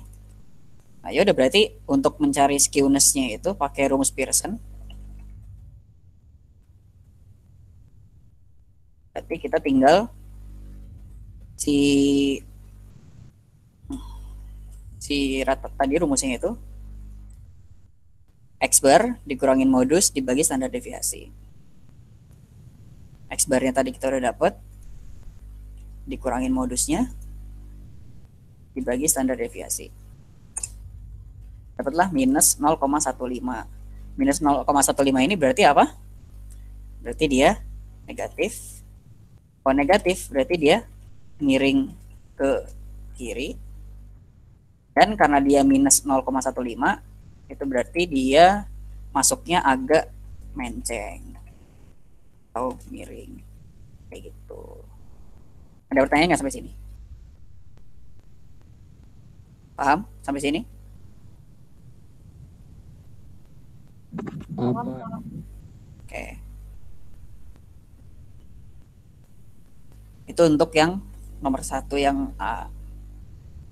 Nah, terus ini yang tadi saya bilang, apabila pemerintah akan memberi yang B nih, apabila pemerintah akan memberikan penghargaan terhadap 20% usaha kecil dan menengah yang memiliki omset penjualan tertinggi. Berapakah batas minimum omset penjualan tersebut? Menurut kalian yang 1B ngerjainnya gimana? Persentil 80, Kak.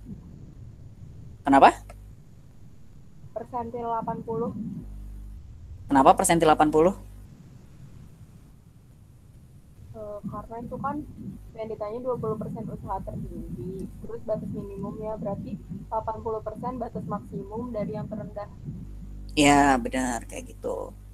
Ya, jadi kayak gitu ya. Jadi kalau misalnya ngelihat baca soal kayak gini, yang pertama adalah kita lihat konteksnya. Dia bakal memberikan penghargaan terhadap 20% usaha kecil dan menengah yang memiliki omset penjualan tertinggi. Garis bawahi yang omset penjualan tertinggi. Kalau omset penjualan tertinggi berarti 20% yang omset penjualan tertinggi. Berarti kan sekitar di sini kan 180 sampai 200 ini. Nah, kalau jawabnya ntar kalian malah persentil 20 itu kan dihitungnya dari yang paling kecil sampai 20. Berarti bukan di sini. Nah, di sini ditanyanya adalah batas minimum omset penjualan tersebut, tapi dari omset yang tertinggi. Berarti kan 20% ini, tapi batas minimumnya berarti kan sekitar di sini. Ini kan berarti kalau dihitung dari bawah ke atas, berarti persentil 80, kebalikannya. Kayak gitu, 80%. Jadi makanya kita berarti nyari persentil 80 gitu. Kalau nyari persentil pada bisa kan? Gak perlu dikerjain. Bisa. Oke, siap. Ntar ini aku kasih ya soalnya. Terus untuk yang C, berapakah batas maksimum omset penjualan dari usaha kecil dan menengah untuk 43% omset penjualan yang terendah? Nah ini, kalau batas maksimum berarti langsung aja.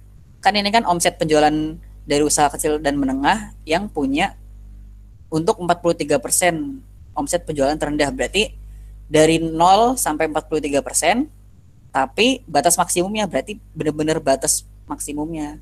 Karena ini penjualan terendah, berarti udah benar langsung 4 persentil 43%. 43/100 kayak gitu. Jadi kayak gitu. Jadi kalau lagi UTS ditanyanya tuh bukan persentil 49 atau persentil 43 berapa atau persentil 20 berapa, tapi kayak gini. Gitu. Ada yang mau ditanyain atau masih bingung cara bedain ini persentil 20 atau persentil 80? Oke. Masih bingung. Mana yang bingung? Kalau ada yang bingung langsung bilang aja ya. Itu kenapa yang B jadi 80/100, yang jadi persentil 80 maksudnya? Ini. Gini. Mana sih? Ini ya. Kan contoh ini ada garis. Ini range-nya nih. Kan kita tahu si pemerintah ini akan memberikan penghargaan terhadap 20% usaha kecil dan menengah yang omset penjualan tertinggi. Kan omsetnya kan dari 100 sampai 219 kan. Nah, pemerintah memberikan penghargaan terhadap 20% usaha kecil dan menengah yang omset penjualannya tertinggi. Berarti kan kalau penjualan tertinggi kan berarti yang dari paling tinggi dong. Dari paling tinggi kita hitung sampai batas 20% tapi dari yang paling tingginya. Gitu. Kan berarti kan jarak antar sini sampai segini kan 20%. Nah, tapi kalau misalnya kita ngitungnya malah persentil 20 itu ngitungnya dari sini sampai sini. Ini persentil 20 nih. Sedangkan kita pengen nyari titik yang di sini. Makanya berarti harus mencarinya bukan 20%, tapi 80%. Gitu. Makanya di sini, titik ini adalah titik persentil 80. Kayak gitu. Ngerti nggak? Kalau penjabarannya kayak gini. Ngerti. Oke, yang lain juga ngerti ya. Sama yang C juga kayak gitu. 43% omset penjualan yang terendah. Dari yang terendah dihitung sampai 43%. 43% di sini. Berarti di sini udah tetap ya dia kan nilainya persentil 43. Kayak gitu. Oke. Gitu ya. Nah, terus yang D, apabila hasil penelitian usaha kecil dan menengah di Jakarta berdasarkan omset penjualan pada tahun 2008 memiliki rata-rata sebesar 142,1 dan simpangan baku sebesar 25,58. Nah, yang D gimana cara ngerjainnya? Ada yang tahu? Pakai CV, Kak. Ya, benar, pakai CV. Karena yang diketahui adalah si rata-rata sama simpangan baku. Jadi ceritanya ini kan ini mah di Surabaya. Nah, ini ada nih distribusi frekuensi lain di mana populasinya itu beda. Dia itu di Jakarta, tapi lu udah dikasih tahu rata-ratanya sekian, simpangan bakunya sekian. Maka omset penjualan usaha kecil menengah kota mana yang lebih merata? Kalau ditanyanya lebih merata, artinya mana CV yang paling kecil, positif terkecil. Dan pas banget di sini diketahuinya rata-rata sama simpangan baku. Berarti kita tinggal hitung aja di Excel tadi. Kan kalau CV yang CV Surabaya berarti tinggal standar deviasinya dibagi mean, standar deviasi dibagi rata-rata dapat 0,17. Nah, kalau CV yang Jakarta kita lihat di sini. Dia itu punya rata-rata 142,1 sama simpangan bakunya 25,58. Berarti tinggal 25,58 2,58 dibagi 142,1. Nah, ternyata dapat CV yang Jakarta 0,18. Nah, kalau di sini berarti kalian bakalan milih yang mana? Pilih yang mana? Positif paling kecil. Ya, yang mana tuh? Surabaya. Betul. Karena Surabaya paling kecil 0,17. Kayak gitu. Sampai sini ada yang nggak ngerti? Yang ngerti semua ya. Nah, sekarang. Kak, mau nanya. Kenapa? Itu buat yang B sama C itu pasti nyarinya pakai persentil ya? Ya kan persen 20%. Oh. Enggak, ya, bukan yang kayak desil gitu. Ya kalau misalnya 20% jadi desil bisa. 20/100. Berarti desilnya 2/10, 1 nggak bisa. Nggak bisa. Oh, oke. Makasih, Kak. Mungkin kalau berapa ya? 25% itu kan berarti sama aja kayak seperempat itu berarti kan kuartil 1 itu bisa pakai kuartil 1. Cuma saran saya kalau persen gini berarti pakai persen aja. Ya kayak gitu. Ada lagi yang mau nanya? Oke, lanjut ya nomor 2. Nah sekarang kalau nomor 2 ada pengusaha nih, dia pengen ngejual saham yang dia udah investasikan di pasar modal. Nah, si saham A, dia tuh fluktuasi harganya, dia tuh ada fluktuasi kan, kalau saham itu kan pasti harganya naik turun. Nah, harga rata-ratanya itu 75.000, standar deviasinya 10.000. Kalau saham B, dia tuh mempunyai harga rata-ratanya tuh 85.000, standar deviasinya 15.000. Nah, kalau sekarang saham A sama saham B dijual harganya sama 90.000, pertanyaannya saham mana yang dijual, yang mendingan dijual? Nah, menurut kalian pakai apa ini?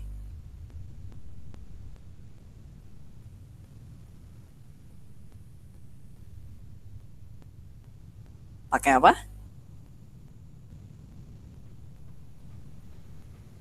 Pakai Nilai angka CD ya? kan? Bukan. Pakai Angka baku. pakai angka baku, betul. Pakai angka baku. Angka baku. Kenapa pakai angka baku? CV itu dia ingin melihat mana sih yang paling merata atau yang mana yang paling baik. Tapi itu kalau datanya diketahui hanya rata-rata sama simpangan baku. Nah, di sini situasinya adalah saham A diketahui rata-ratanya, diketahui simpangan bakunya. Saham B diketahui rata-rata, diketahui simpangan bakunya, standar deviasinya. Tapi di sini dikasih info tambahan. Saham A sama saham B dia tuh memiliki harga yang sama, yaitu 90.000. 90.000 itu kan berarti suatu konstanta, suatu variabel X baru gitu. Nah, artinya kita tuh tidak bisa melihat mana yang lebih merata doang, tapi kita juga harus membandingkan ketika saham A sama saham B harganya 90.000 dan saham A sama saham B dia punya standar deviasi sekian dan standar deviasi sekian, kira-kira dengan harga 90.000 mana sih yang memberikan keuntungan yang paling banyak gitu. Karena ada situasi tambahan tadi, harganya sama-sama 90.000. Nah, kita pakai angka baku gitu. Tadi untuk yang soal nomor 2 itu kan kita udah saham A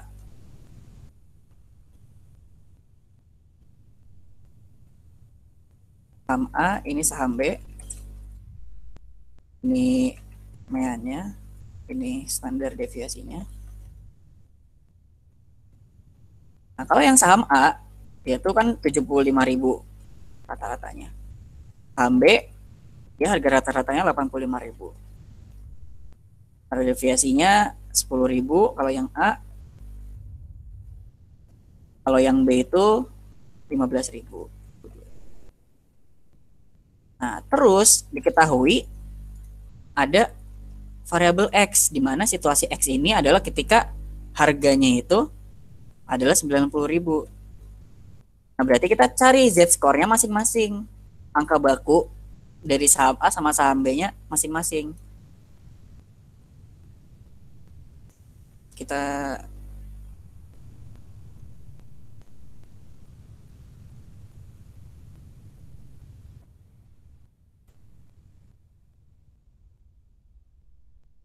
yang A, ini yang B. Ini yang B. Tadi rumus angka baku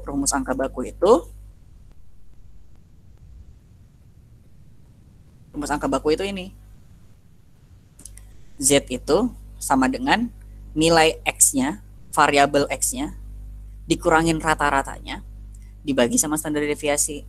Nah, ya udah kalau gitu berarti tinggal kita bandingan aja. Yang A sama dengan tadi situasinya 90.000 dikurangin sama rata-ratanya saham A 75.000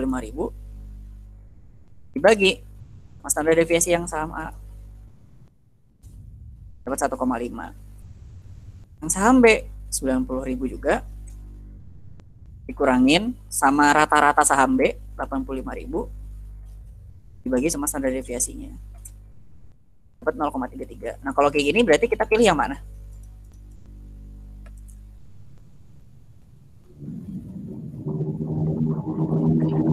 Lebih besar. Kita pilih yang lebih besar. Itu ya berarti ini yang kita pilih. Sama. Berarti ntar ketika kalian udah ngerjain soal, kasih kesimpulannya. Berarti berdasarkan perhitungan, maka lebih baik seorang pengusaha tersebut memilih saham A karena memiliki nilai angka baku atau Z-score yang paling besar 1,5. Padahal kalau kita lihat saham B harganya bisa lebih mahal 85.000 dan standar deviasinya juga 15.000.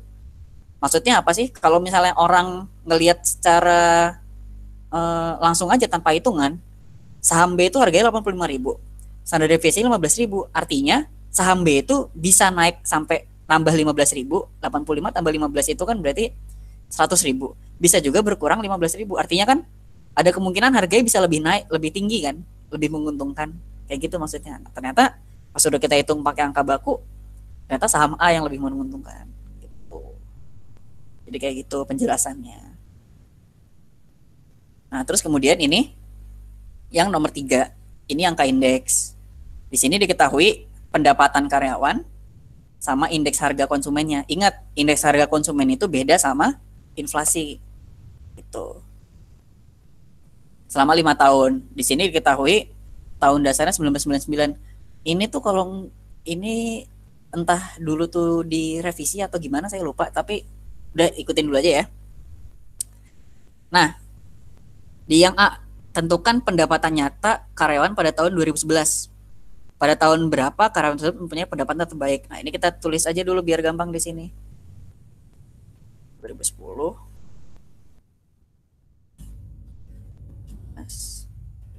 2013, 2014. Sini kita tahu pendapatannya.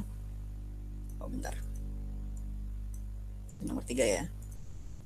Pendapatannya itu 4,53, 4,55. Salah. Ini 6,8, sini 8,56. Ini ada IHK-nya atau indeksnya 98,7, 21, 5,4, 99,7, dan 16,9. Ini upah, ini IHK. Nah, untuk menentukan pendapatan nyata, tadi kan udah dijelaskan pendapatan nyata itu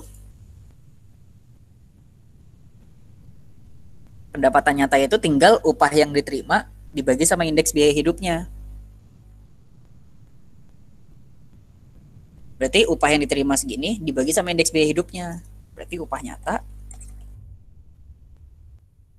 tinggal kalian bagi aja upahnya dibagi sama indeksnya. Dikali 100 nih. Dikali 100 ya.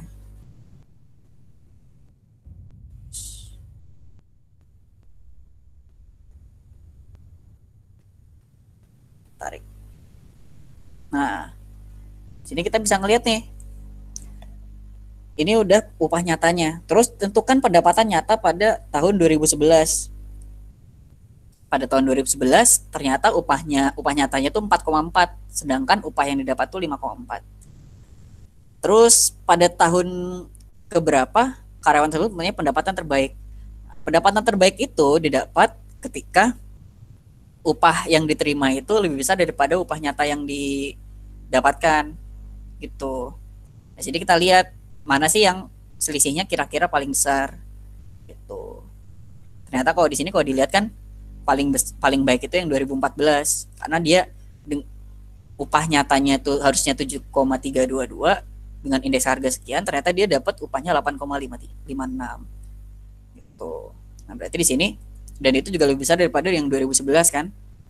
Berarti di sini kalian kasih kesimpulan pada pendapatan nyata pada tahun 2011 itu 4,462 ini. Terus pada tahun keberapa kalian punya pendapatan terbaik adalah ketika tahun 2014 pendapatan terbaik. Tahun 2014. Kenapa 2014? Karena dengan upah 8,56 itu sudah di atas jauh dari upah nyata yang seharusnya dia dapatkan dengan indeks hidup sekian. Jadi dengan indeks harga konsumen sekian, seharusnya upah yang dia dapatkan sekian nih, 7,322 ini. Tapi ternyata upah yang dia dapatkan tuh lebih baik gitu loh. Berarti kan upah yang dia dapatkan lebih besar kayak gitu. Itu maksudnya yang A. Terus yang B.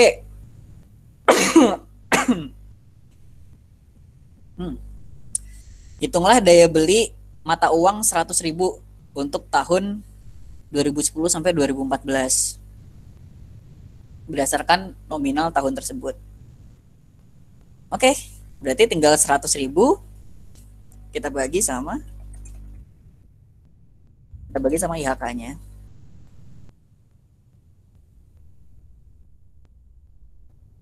Ya. Daya beli 100.000, berarti tinggal 123 dibagi sama IHK-nya kali 100.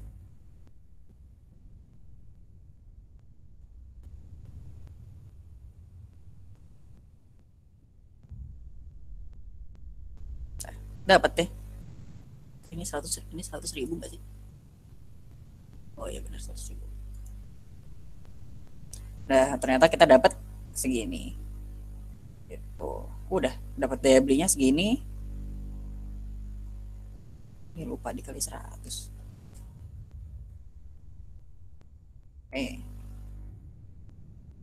Ya udah benar kayak gini. Nah, itu buat yang B. Ini yang B ya. Yang C ditanya hitung laju inflasi dari 2010 sampai 2014. Nah, kalau menghitung inflasi, tadi rumusnya itu yang ini. Inflasi itu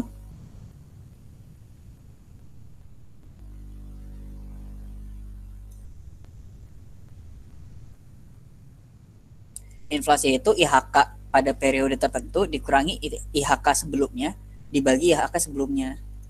Jadi tinggal kalau yang ini inflasi ya, inflasi. Jadi inflasi itu yang pertamanya pasti nggak ada 2010 karena kan data sebelumnya nggak ada. Jadi kita cuma bisa mulai dari data yang 2011. Jadi 2011 berarti 121 dikurangi IHK sebelumnya dibagi IHK sebelumnya. Inflasinya 0,22. Terus kita tarik ke bawah. Nah, di sini kita lihat inflasinya 0,22, 0,12, minus 0,12, minus 0,5, 0,17. Nah, di sini ternyata kita dapat laju inflasinya kayak gini. Terus suruh analisis laju inflasinya. Kalau menganalisis laju inflasinya, kalian boleh nulis kayak gini. Ini kan awalnya 0,22. Terus tiba-tiba menurun jadi minus 0,12. Terus naik sedikit jadi minus 0,05. Terus meningkat lagi jadi 0,17. Kalian bisa bilang bahwa laju inflasi pada tahun 2010 sampai 2014 itu cenderung meningkat gitu, walaupun sempat menurun. Atau boleh juga bilang laju inflasinya berfluktuatif gitu, karena berubah-berubah kayak gitu. Itu buat yang 3C. Sampai sini ada pertanyaan nggak?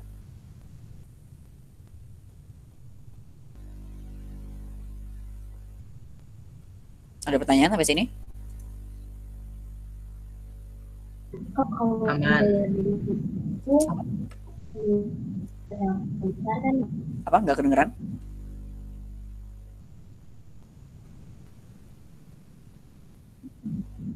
kalau daya beli itu di yang paling besar kan ya. Kenapa?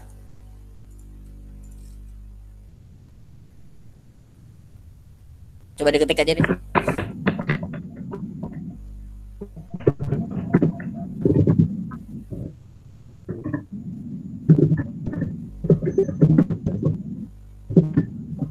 Kalau ada pertanyaannya boleh. Sambil aku cari. Kalau nggak salah ada satu lagi soalnya.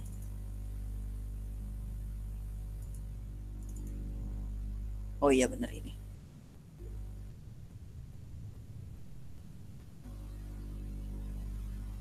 Mana tadi? Kalau daya beli itu dilihat yang paling besar ya. Sebetulnya daya beli itu bukan dilihat dari paling besarnya juga, tapi dibandingkan dengan si kemampuan si 100 ribunya itu. Jadi kayak gini. Tadi mana ya?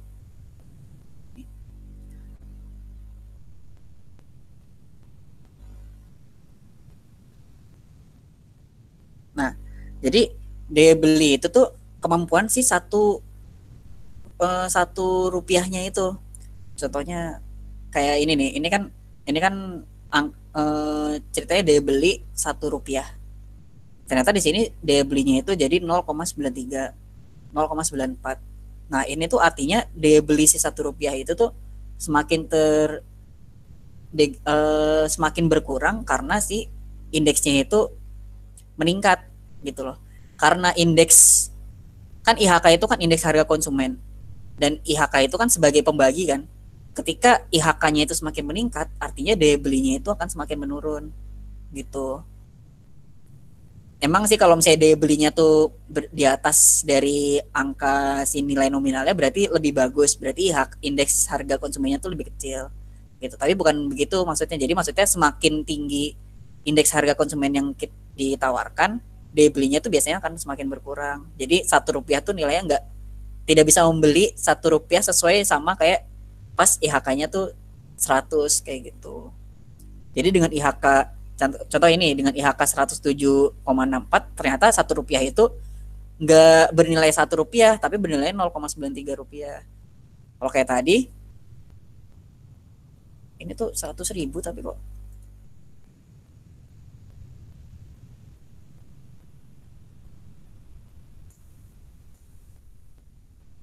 kalau yang ini kali 100 kayaknya benar.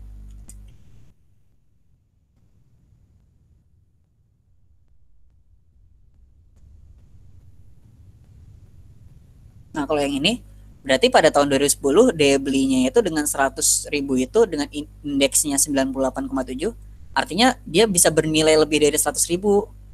Bukannya lebih baik, tapi ya lebih baik, tapi maksudnya dia daya belinya, kemampuan membelinya tuh lebih bagus gitu. Bukan berarti 101 ribunya tuh lebih bagus kayak gitu, tapi daya belinya, kemampuan 100 ribunya itu untuk membeli sesuatu itu lebih baik gitu. Nah ketika IHK-nya jadi 121, ternyata kemampuan membelinya jadi 82 ribu. Jadi ternyata 100 ribu itu bukan bernilai 100 ribu, tapi kemampuan membelinya itu dengan indeks harga konsumen 121 cuma 82.644 kayak gitu. Gitu sih. Ngerti nggak? Nah, kayak gitu. Nah, ini udah hampir 2 jam. Apa tuh? Ngerti nggak? Oke. Udah hampir 2 jam, mau lanjut atau mau udahan? Kalau lanjut satu soal yang ini berarti.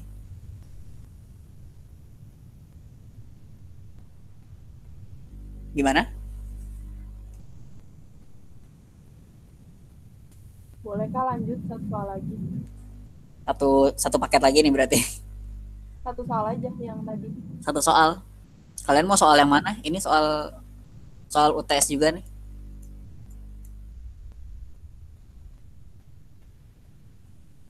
Saya juga ada soal kuis. Banyak soal mah. Contoh ini. Nomor 1 tuh berdasarkan pendapatan per bulan. 50 orang pedagang di Bandung tahun 2010 diperoleh midpoint. Midpoint itu artinya nilai tengah sama frekuensinya sekian. Itu berarti X yang di situ tulisannya itu udah nilai tengah nih. Berarti X ini udah nilai tengah. Ditanya berapakah rata-rata pendapatan per bulan dari pedagang tersebut. Berarti ini cuma nyari rata-rata biasa. Tinggal dikali, totalin, dibagi sama total frekuensinya. Dapat rata-ratanya. Nah, terus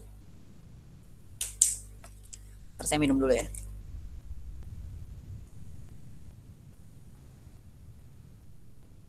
Nah, kalau yang B, ini cepat aja ya. Kalau diketahui 50 orang pedagang di Jakarta pada tahun 2010 mempunyai rata-rata pendapatan per bulan 2.100.000. Simpangan baku sebesar 400.000. Pedagang manakah yang punya pendapatan yang lebih homogen? Ini berarti tinggal cari CV-nya aja. Kayak tadi. Kalian dari data ini, yang ini kan pedagang di Bandung. Data ini kalian cari, kan udah dapat rata-ratanya, berarti midpoint ini atau nilai tengahnya ini dikurang sama rata-ratanya masing-masing. Udah dikurang sama rata-ratanya masing-masing. Habis itu tinggal kalian kuadratin, dikali sama frekuensi, terus dibagi sama N-nya itu dari frekuensinya. Ini lebih dari 30, berarti N doang, nggak dikurang 1, diakarin, dapatlah standar deviasinya atau simpangan bakunya. Terus tinggal kalian hitung pakai CV. Standar deviasi dibagi rata-rata untuk yang Bandung, yang Jakarta juga sama, tinggal simpangan bakunya 400.000 dibagi 2.100.000. Kalian bandingin deh mana yang lebih kecil, positif terkecil. Gitu.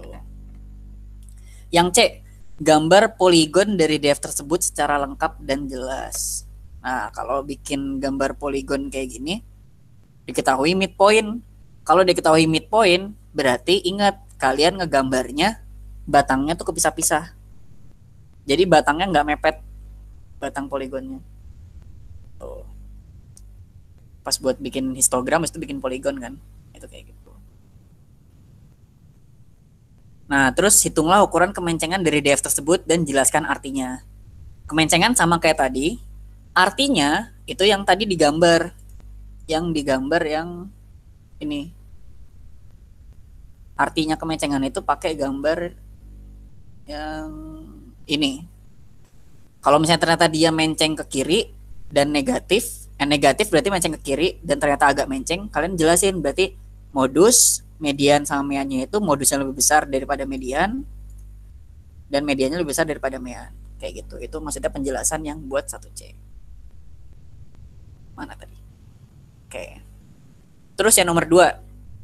Harga 5 kambing masing-masing adalah, ya, hitunglah simpangan baku manakah yang lebih stabil, harga kambing atau harga sapi. Kalau ini kan datanya bukan data grup kan. Jadi harusnya lebih gampang. Jadi pertama, ini kan ada data harga 5 kambing dan data harga 5 sapi. Nah, berarti kalian tinggal totalin bagi 5, yang kambing udah ditotal dibagi 5, yang sapi ditotal bagi 5, dapat rata-rata. Nah, terus hitunglah simpangan baku harga kambing tersebut sama sapi. Nah, cara ngitungin simpangan baku yang tadi saya bilang, kalau datanya datanya ungroup, kan tadi udah dapat rata-rata nih. Berarti tinggal 200 yang kambing nih, 207 dikurang rata-ratanya, dikuadratin, habis itu dibagi sama N, diakarin. Gitu. Sama juga yang selanjutnya, itu kan berarti ditotalin kan 270 dikurang rata-rata, dikuadratin, ditambah 325 dikurang rata-rata dikuadratin, ditambah 330 dikurang rata-rata dikuadratin, terus sampai yang 300 ini, terus dibagi N, diakarin, dapatlah standar deviasinya. Terus mana yang lebih stabil, tinggal cari CV-nya, standar deviasinya dibagi sama rata-ratanya, dapat. Dulu tuh ini jawabannya kalau nggak salah kambing deh, kalau nggak salah ya, dulu tuh jawabannya kambing kalau nggak salah. Oke, terus yang nomor 3, si Tuan Budi ini, dia mengumpulkan informasi barang-barang dibeli bagian dapur, kebutuhan harian, daging, sayuran, buah-buahan. Nah, ini mah mirip kayak tugas praktikum minggu kemarin. Di sini 2014, 2015, sama 2016. 14, 15, 16. Diketahui 2014 itu tahun dasar. Tentukan indeks sederhana untuk harga dan jumlah di tahun 2016. Nah, tentukan indeks harga indeks sederhana untuk harga dan jumlah, itu tuh berarti bentar. Nah, ini tuh bisa kalian cari pakai yang agregatif sederhana. Yang ini nih.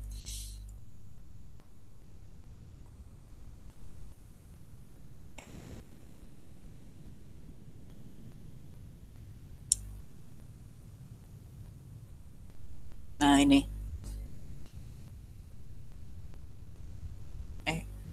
Masih tadi tuh.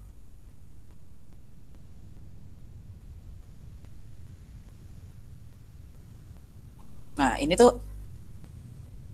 tuh kalau nggak salah ya, tentukan indeks sederhana untuk harga dan jumlah di tahun 2016 itu, kalau nggak salah tuh kalian nyarinya tuh satu-satu, yang harga gimana, yang quantity itu gimana. Kalau nggak salah, seingat saya dulu jawabannya kayak gitu. Jadi kan berarti tinggal 80 bagi 45, 98 bagi 65, 25 bagi 19, 55 bagi 40. Yang jumlah juga sama, tinggal dibagi. Jadi ntar dapat indeks yang harga, dapat indeks yang jumlah. Kayak gitu. Nah, kalau nentuin indeks ideal pada tahun 2016, berarti kalian perlu ngesigmain dikali untuk mencari yang last payers sama yang pas C. Kalau indeks ideal itu kan pakai yang Fisher kan. Fisher itu berarti pakai yang akar. Fisher itu pakai yang akar dari indeks last payers dikali sama indeks pas C. Indeks last payers itu berarti tinggal sigma dari PN Q0 sama sigma dari P0 kali Q0. Sigma. Oh, iya. Yang ini tuh harusnya disigmain. Ya, ini harusnya disigmain. Jadi sigma yang harga dibagi sigma yang harga 2016 dibagi sigma yang 2014, yang jumlah itu sigma yang 2016 dibagi yang 2014. Kalau yang indeks ideal tinggal gitu, cari yang last payers sama yang pas C, dimasukin ke rumus yang ini. Akar last payers dikali sama pas C-nya. Kayak gitu. Itu buat yang soal UTS 2017. Ada pertanyaan sampai sini?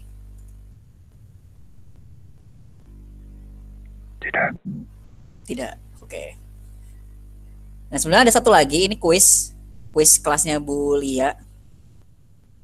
Sebenarnya ada jawabannya. Ini kuis yang kemarin. Kalau di sini masih ada kelasnya Bu Lia. Ya kayak si itu ada beberapa. Jadi ini kuis yang kemarin, tapi sama juga, dia tuh ini soalnya juga sama, yang nomor 1 ini dia nyari hubungan rata-rata median dan modus, terus nyari penghargaan terhadap 20%, ini 43%, ini kan yang tadi kan. Terus ini ada pendapatan IHK. Nah, ini kalian ngitungnya cari pendapatan nyata, menghitung daya beli dibandingkan dengan nilai nominalnya, menghitung perubahan pendapatan nyata. Nah, ini yang C ini, kalau tadi bedanya, kalau tadi kan inflasi, ini perubahan pendapatan nyata. Kalau perubahan pendapatan nyata itu tuh tinggal pendapatan nyata yang periode sekarang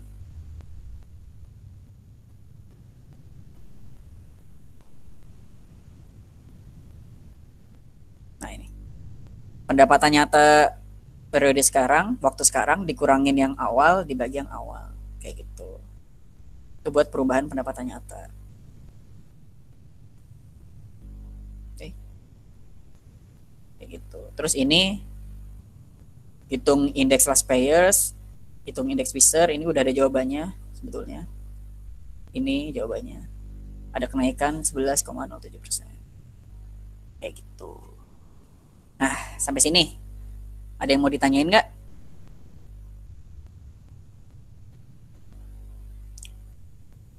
Kalau ada yang mau ditanyain, boleh. Saya bantu jawab.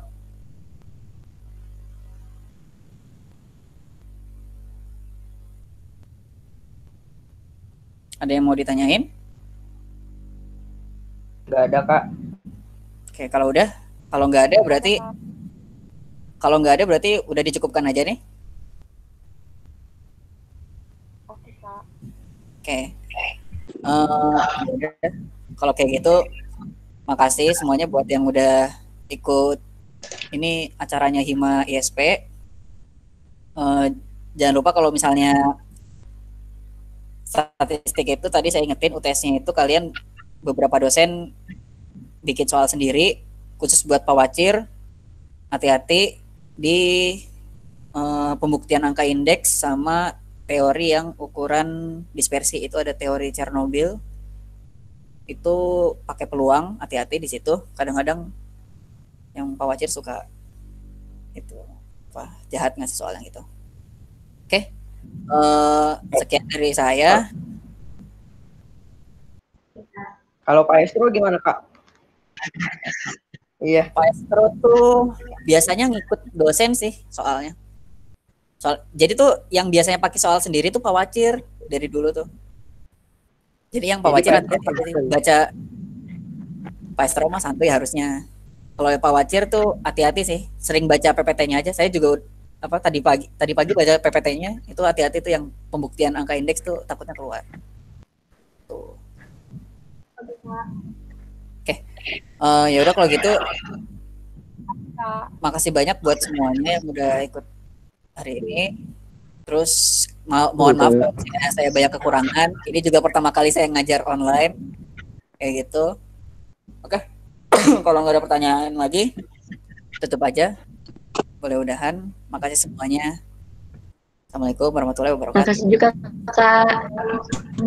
Makasih Kak. Makasih Kak. Makasih Kak. Ya.